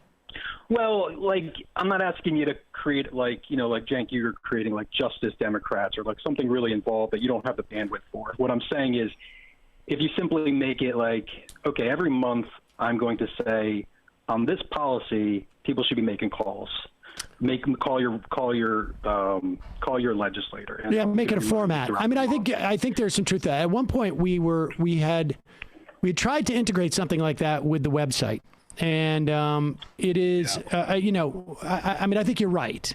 I think there is value in doing that. I mean, the thing that has changed for me, and it's, you know, I mean, I've talked about this over the years. I haven't talked about it much as of late, but when I was on the radio, the reach of our audience was, I mean, I like 10, 20, 30 times more than this. I mean, the numbers that we were dealing with, like, you know, particularly when we were on 6 to 9 in New York, and that was drive time in LA. And we were on in Chicago for a little bit, but then we were in Florida and Dallas. I mean, millions. I mean, at one point back then, we shut down the New York Times Washington Bureau phone system in talking about what's his face, Adam. I can't remember the reporter now, and so that was, you know, that was the power of radio. We have only so many people who. Here's how you do that. Here's how you. I'm not saying you can get back to that, but I think this is the way. Your audience is much smaller, but probably more dedicated. Maybe, you know, there are members. There's a Discord. There's paying members. Yeah. And I don't know those numbers. But here's my idea, Millions. Which is if you just formalize it. I know what you're saying. Like I said, very thinly, you call it a calling club. Say it's a progressive calling club, and each month, every member or anyone who wants to be in the calling club is going to make one call. And what that does is it lets us, people that are very in the know and follow this very closely and listen to the show regularly, we get to post that on our social media and invite all the sideline sitters we know in our friends and family who don't pay as much attention but may be enticed to participate in something as simple as this. And so you've got, you know, the first level is all your listeners. Yeah. That, you know what? We're working. Kyle just sent me a text. We're working on something that could actually be integrated into that. That's a good idea. And I anticipate having a little more time on my hands in the coming weeks. Well, in the coming weeks, it may be a little bit tied up, but then, you know, as we get into November and December, we'll have a little more time and start to be able to maybe work on something. That's a good idea. I appreciate it. And if I may, Matt of Philly. The last thing. Yeah. Matthew of Philadelphia. If I may, the last thing would be, you know, I don't know if there can be some sort of scaling to other platforms of like-minded people. Yes, I think that would be something that we would probably want to do, because we could certainly. All right, I really appreciate. That's a good idea. I mean, I appreciate it, Matthew of Philadelphia. I mean, look, the bottom line. Sorry about that. The bottom line is there's only so much we could do, but that seems to me to be like something that we could do. Yeah, I think we started doing something kind of similar at the start of COVID with our bulletin segment too. I only worry that like the effect kind of wears off over some. But once a month, I think is a good idea, because then it becomes something that's on a regular basis, and it is, you know, you're anticipating it. You do it. It's once a month. You're not having to do it too much. It doesn't, you know, we could theoretically in a particular moment, we could push it up if it needs to be timely, you know, as a special alert type of situation. I like it. Jay Shivone has reminded me, Nagorny, you did the blog Ad Nags. I did, and with Kyle, incidentally. That's how I met Kyle. I did.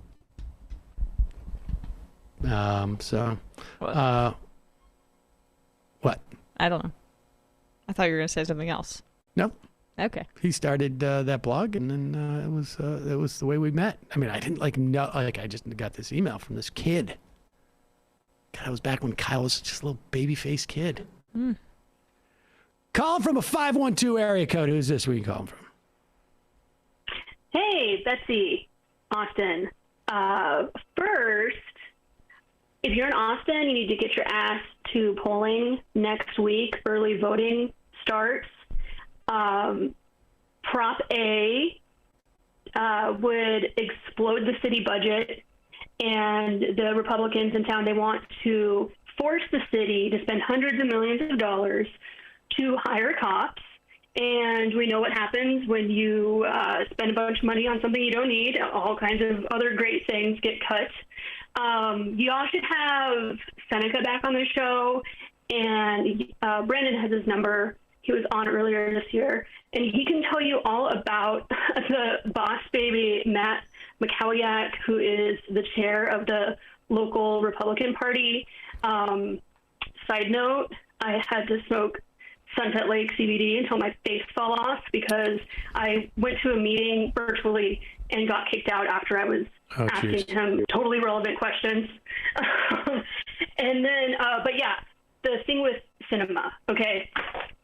I was back in Phoenix, early aughts, and she pandered to every leftist, the communists, the anarchists, everybody, all of those people, and she pandered to anybody who was in a social justice movement kind of group.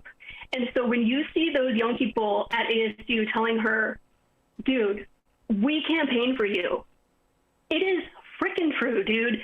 And God, she started at ASU, she started this thing, Local to Global Justice. It was like a yearly teach-in type thing. And she organized all of these different organizations, all of these social justice and leftists to come. And she would preach to them. And she just sucked up to everybody. And people bought it. I bought it. Well, do you think she was faking it, or do you think that she's just out of her, out of her gourd a little bit, like that it was really just about being contrarian more than it was about like a hewing to any type of ideology? I think that she is the poster child for loving power. And I've heard second, third hand that she says, I just love winning. That's her thing. And it's disgusting. And I've been yelling at her on social media for years. And okay, so I went to the border with her. We had like this caravan, and this is back, I don't know, 2004.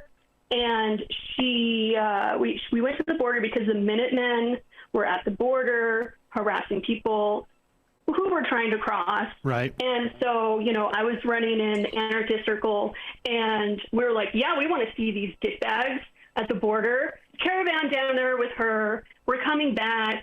I eat with her, and she says, listen, I did law school, and if you ever go to law school, you need to walk out of there and dump all of that stuff out of your brain. And she says this earnestly. I make her laugh, blah, blah, blah.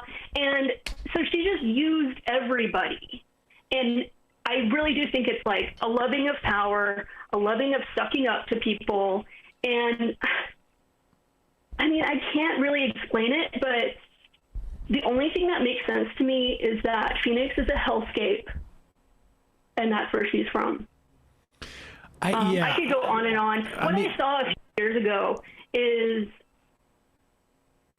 it's just, I think it's just hard to make an assessment whether, how conscious she was of this stuff, or if it's just like she's a little bit, touched, or, let me put it this way. If I had a nefarious plot to thwart the, to become a senator, it wouldn't be to start as a green anarchist. And so I don't think that she's like... Yeah, and that's why it's somewhat mystifying. Well, that's the thing, is that I think that, if it's mystifying, then that's probably not the answer in that respect. I think it's more like she didn't have a plan. She has a will, like you say, to power and to rising to the top, and she will follow whatever path she perceives in that moment. Not necessarily correct, but in this case it was. Right. That Yeah. like a Poroshenko, like one of those Poroshenko marbles that's dropped down, like one of those Poroshenko, you know what I'm talking about? Yes. Bing, bing, bing, bing, bing. And wherever it flows, and she'll go. And you know what? Look, there's, you see people like that.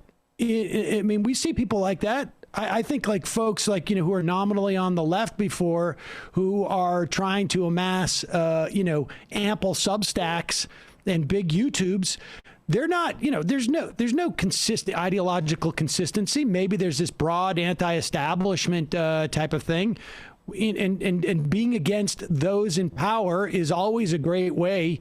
You don't have to have ideological consistency to do that. And then once you get into power, it's like, well, what are you going to do about it?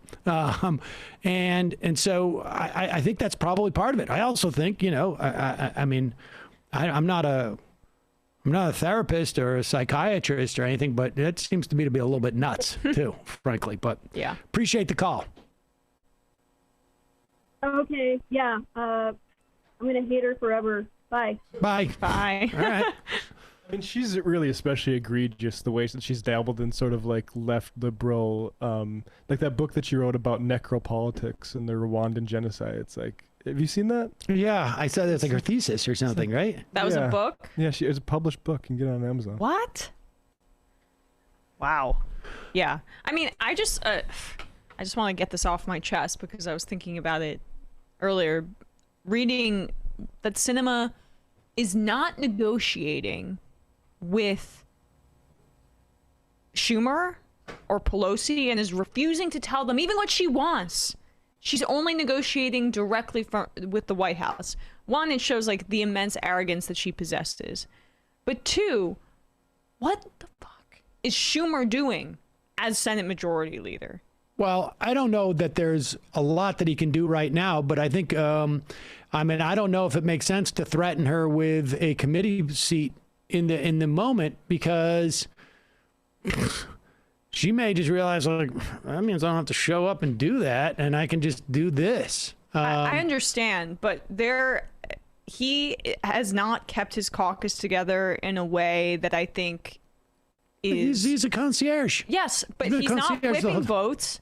He's not publicly, I think, thrashing her. They've outsourced that to Bernie, as you have pointed out. But I also think that there's value in Schumer being a lot more upfront here on this issue. Like, how... Well, I'm too busy doing sexual anarchy. Exactly. But the point is that he needs to be getting a lot more heat for allowing her to essentially run rampant and go around his authority as Senate Majority Leader to speak with the White House and not feel she has to hold herself to any standard that she needs to give her demands to the Senate Majority Leader. The place where this has to happen is at the White House. That's basically it. The White House has to say, like, look, we have the ability to punish you. Period. End of story. Okay, but if Schumer is looking to the White House to say, I'm going to like defer to what Biden wants to do here, Biden's not going to do anything. Well, if Biden doesn't do anything, then nothing's going to happen, I think, in the final Mitch analysis. McConnell would never let one member of his caucus go around him and go to the president and speak in this manner. And I think that there needs to be a lot more heat on Schumer at this point. That's my thought. All right, let's play this clip from Lauren Windsor. What's the name of her organization again? The Undercurrent. And here she is talking to Governor Abbott, who, his numbers during COVID have dropped dramatically. He has come out and promoted this abortion ban. 6 weeks, it's a ban. This is not a restrictive abortion law. This is a ban. There were no abortions that were taking place when during the period that it was allowed to stand. Then it was enjoined. Abortion started up again. Then the Fifth Circuit, my understanding is, overturned that enjoinment. and there's no abortions taking place. It's an abortion ban. He doesn't quite say that. And incidentally, he's also has vowed there's going to be no rape in Texas anymore. But here is Lauren Windsor questioning him on this. As we should say, as a supporter. You know, I'd be happy to. My grandma's a huge fan, and I'm a huge fan. You want me to write your grandma's name on Yeah, if you could say, thank you so much, Zella. We'll do this here. What'd you say first name is? Zella, Z-E-L-L-A. I've never met a Zella before. You're very interesting, Texas. So she's a huge fan, I'm a huge fan. I want to thank you so much. We want to thank you so much for all that you're doing to defend the unborn. And, you know, we're just wondering, like, what more can be done until Roe v. Wade is not the law of the land anymore. Like, can you do something about, like, morning after pills and birth control? Because I think that it's, like, destroying the fabric of our society and women incentives to be promiscuous. Yeah, I signed 2 more laws already on that. One that prohibits mail order abortion pills from being sent. The other is maybe the most important. It's called the trigger bill. What it means is that if any other state files a lawsuit and the Supreme Court strikes down Roe versus Wade, abortion is immediately abolished in Texas without a unanimous session. So, but basically, we've outlawed abortion in Texas. And I appreciate that, but I mean, is there, I don't know, I'm not a lawyer, but is there anything you can go further and say that, like, morning after pills and birth control, like, is not something that will be illegal in Texas? The way that we did it, and here's what I don't know is what further we can do. We did, I know, cut down, not cut down, we outlawed the ability to get it by mail. But I don't know. Birth control? Yeah. You don't count all over the counter? I don't know. That I don't know. Okay. Maybe. Thank you, Governor. Of course. Over here in 1, 2, 3. You got it. I'm proud of you guys. Thank you so much for fighting for us, sir. Very strong for life. Thank you so much. Thank you very much. Thank you guys. Go that way. Yep. That's awesome. So he admits that they've effectively outlawed it. Gotta hand it to her too. She sort of leans in, like when he starts talking, like, I can't hear you. Can you speak closer to my microphone? Yeah. And I'm not sure if that's like, I don't think that's necessarily her accent, but she's from the South. Oh, I think I can't remember if it's Arkansas or Tennessee or something like that. Okay, gotcha. But either way, doing God's work, and I mean that for sure. It's great to have some sort of counterbalance to the Project Veritas types. Exactly.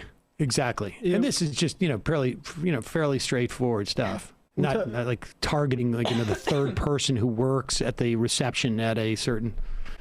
These are politicians. Yeah. Right. I mean, the focus on SB 8, but also the mail order drugs thing is just really egregious, especially I can't get it out of my mind that Matthew McConaughey is still toeing around running for office, but he won't be committal on any of these major issues. And it's like, you were in the Dallas Buyers Club. Yeah. About Well, the Dallas Buyers Club sucks, by the way. Well, I haven't seen it, but I know it's about getting medication across state lines. And, yeah.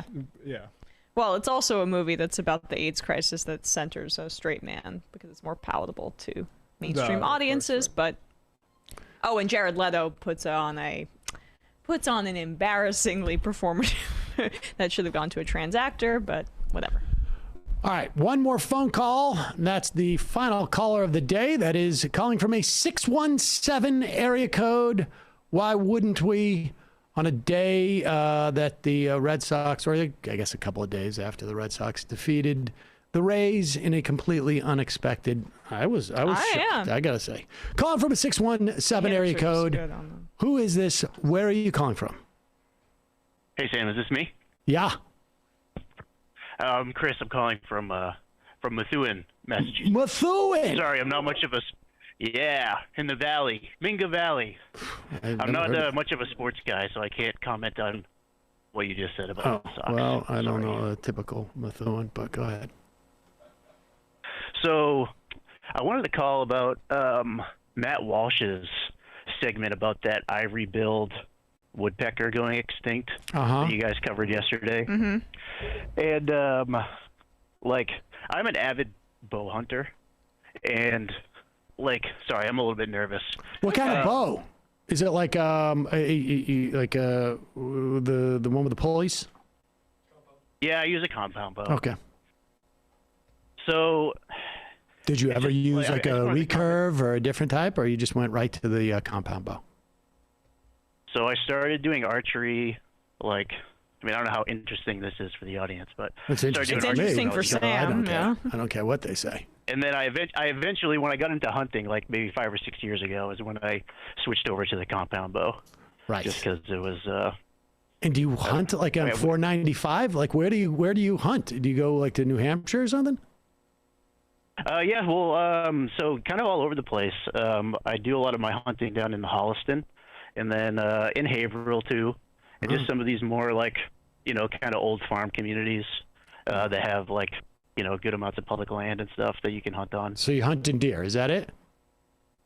Yeah, hunting deer and turkey. All right.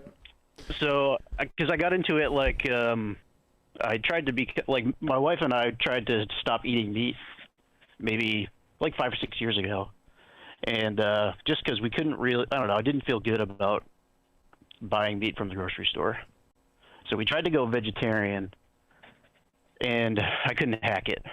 I think we went vegetarian for maybe 6 or 7 months, and I didn't really feel that great.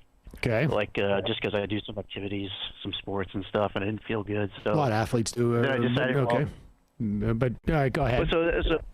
Yeah. So we were just well, if I'm gonna eat meat, I have to kind of, I don't know, take some responsibility for the process and just go get it myself. So, fortunately, we haven't had to buy meat from the grocery store in since last year because I got 2 deer. Okay. All right. Good enough. All right. So what do you got? So you're a bow hunter. Well, it's just say that again. Well, and you're talking about the bird. Well, it's not just the bird. It's kind of like his. I'm kind of like a hunting advocate, and there's this really weird I don't know, cognitive dissonance in the hunting community because there's a lot of conservatives that are hunting. Right, they're and some of them are conservationists, not necessarily environmentalists, but conservationists. Yeah, but there's this kind of you'll go into this hunting community, you'll talk about conservation, and this story about classifying this woodpecker as extinct has been really contentious in some of the hunting communities that I'm a part of, because there are these hunters that want to preserve these animals for hunting in the future, yet at the same time they don't really want to do anything and support any policies that protect the habitats that the animals that we enjoy hunting live in. And you had mentioned something yesterday about introducing wolves in Montana. I can't remember what state you referenced, but there's different initiatives to introduce wolf populations back into the wild, Montana, Wyoming, and now in Colorado. And there's this weird juxtaposition where these hunters want to, they want to advocate for management by scientists and not do wildlife management by regulation or by legislation. But at the same time, when you have these wildlife biologists and these people that do these studies that come out and say at the same time, hey, these things that we're doing to the environment and these leases that we're giving out for oil drilling or fracking are destroying these wildlife habitats, then it's okay, well, the wildlife biologist's opinion don't count anymore because it's going counter to my narrative about what's good for the economy. Yeah, so, I mean, there used to be more of a streak of conservation on the right, but the sort of the cultural sort of signifiers have taken over. And it used to be the Teddy Roosevelt style outdoorsmen loved the public land and the commons, basically. Yes, and that is just dissipated because it is there are these cultural signifiers, and that's what it comes down to. It's just you don't want to be a tree hugger. Well, there's a great book that came out in 2018. It's The Republican Reversal. I think it's by James Morton. And he talks about basically 4 issues or 4 kind of topics that kind of changed the Republican mindset around conservation. And one was viewing environmental issues as not being urgent, but more being alarmist and over-exaggerated. And then there's a shift on relying about relying on scientific research and expertise to kind of viewing these agencies and these entities with like suspicion. Yep. There's been a shift of like embracing the central role of government in addressing environmental problems to like viewing regulations as a threat to economic growth. And it's just kind of, I don't know, it's really tough to have like this like I want it's tough in my situation. Like I want to be kind of like an advocate for wildlife and kind of expand access to public land, expand protection of public land, but like the members of my own community, because of these because of these cultural issues, just are their behavior is like totally antithetical to their goals. Yeah, and I don't know what the answer for that is, but. All right, listen. Me neither. I don't know. I just keep. Appreciate the call. Yeah, thanks, Sam. See ya. Thanks. We just have to emphasize more of the public land stuff because I know like hunters in North Dakota do get upset when like river bottoms and stuff are going to get enclosed by capitalists. So it's still something that can activate people, but the cultural stuff is just particularly more out there. Yeah, I think that's true too. Okay.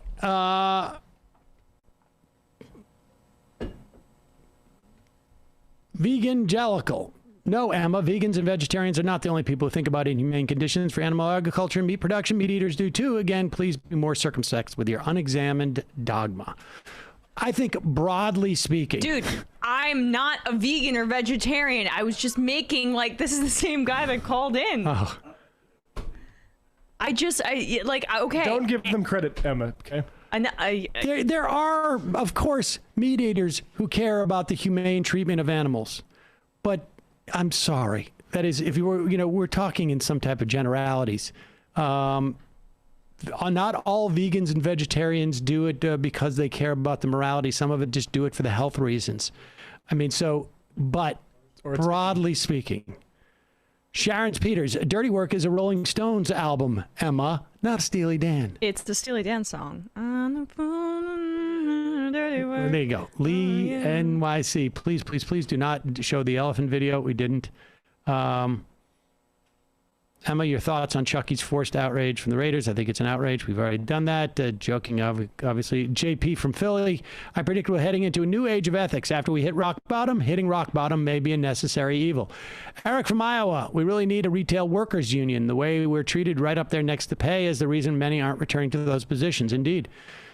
Transistor Rodeo. Excellent interview today, Sam. I really appreciate what you and the MR crew do. The subject matter you speak and report on is absolutely invaluable. Thank you for the work you do. Very appreciative member. Much appreciation for you. Thank you for supporting us. Between the 101 and the 5, I think Murray's Bookchin's idea of social hierarchy, which premises that how we treat animals in nature reflects back on how we treat each other in society, is really relevant to the interview this morning. The meat industry juxtaposed with the prison industry juxtaposed with the oil rig in the middle of the ocean. Just a great way to position these realities, workers and capital. Reminds me of the movie Barrack from the 90s. Pennsylvania Mike, could I get a shofar for getting engaged last week? Sure. Wow. Congrats. You get one of those.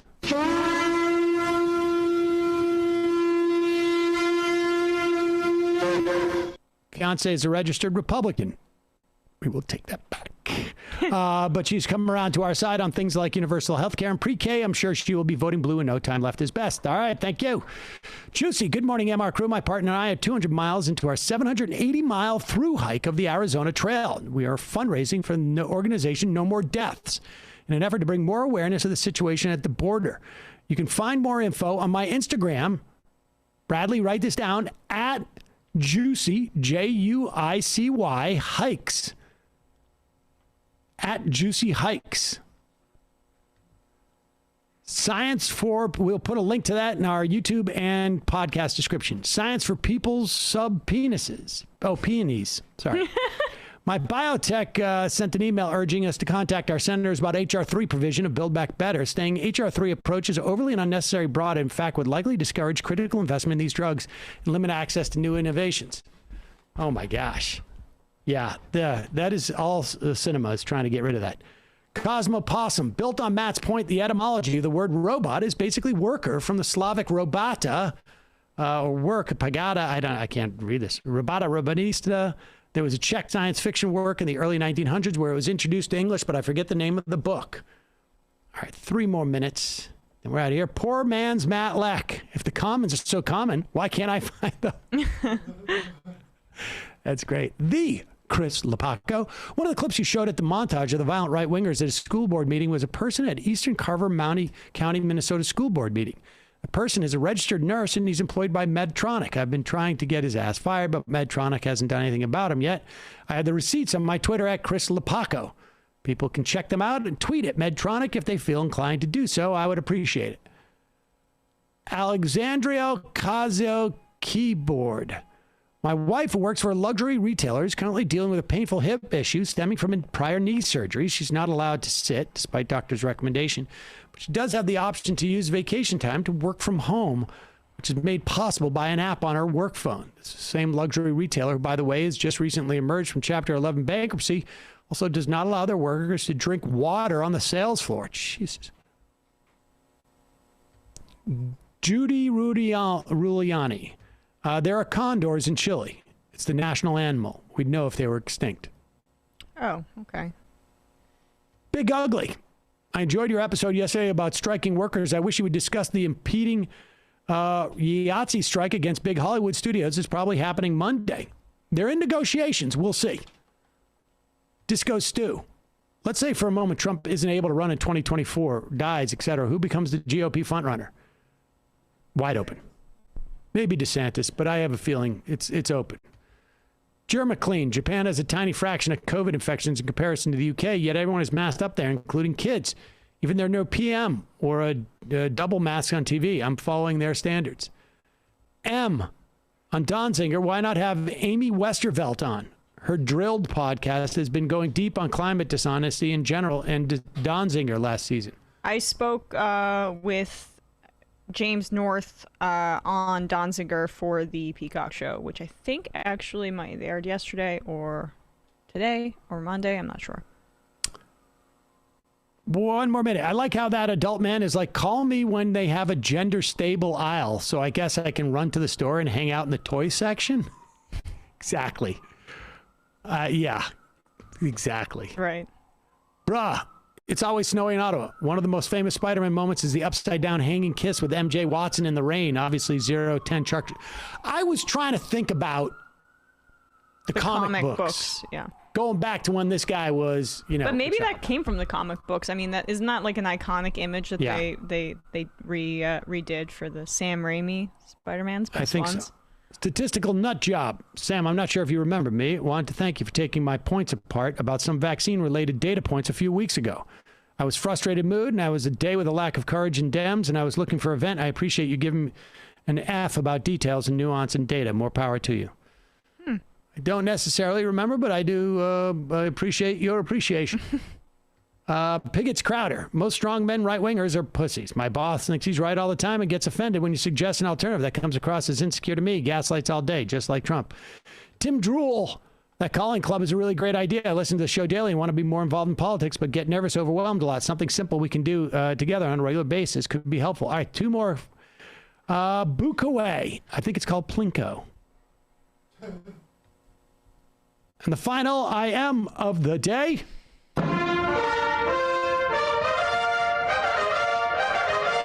Wyoming Ryan. Hunting regulations existed before today's hunters. It's baked into their lives. Hunters see animal to hunt and want to hunt off the land and are okay with current regulations. If anything changes that, even if it benefits the wildlife, hunters will mostly oppose new ideas. Folks, Emma and the gang will be here tomorrow. Mm-hmm. I will be here Friday. Matt, Bradley, Emma, great job today. See you later. It might take all the strength I got to get to where I want, but I know somehow I'm gonna get there. I wasn't looking when I just got caught between the truth and the lie bar. But finding out won't make me feel any better. Yeah, I know the clock is ticking, but the meds are gonna kick in. And my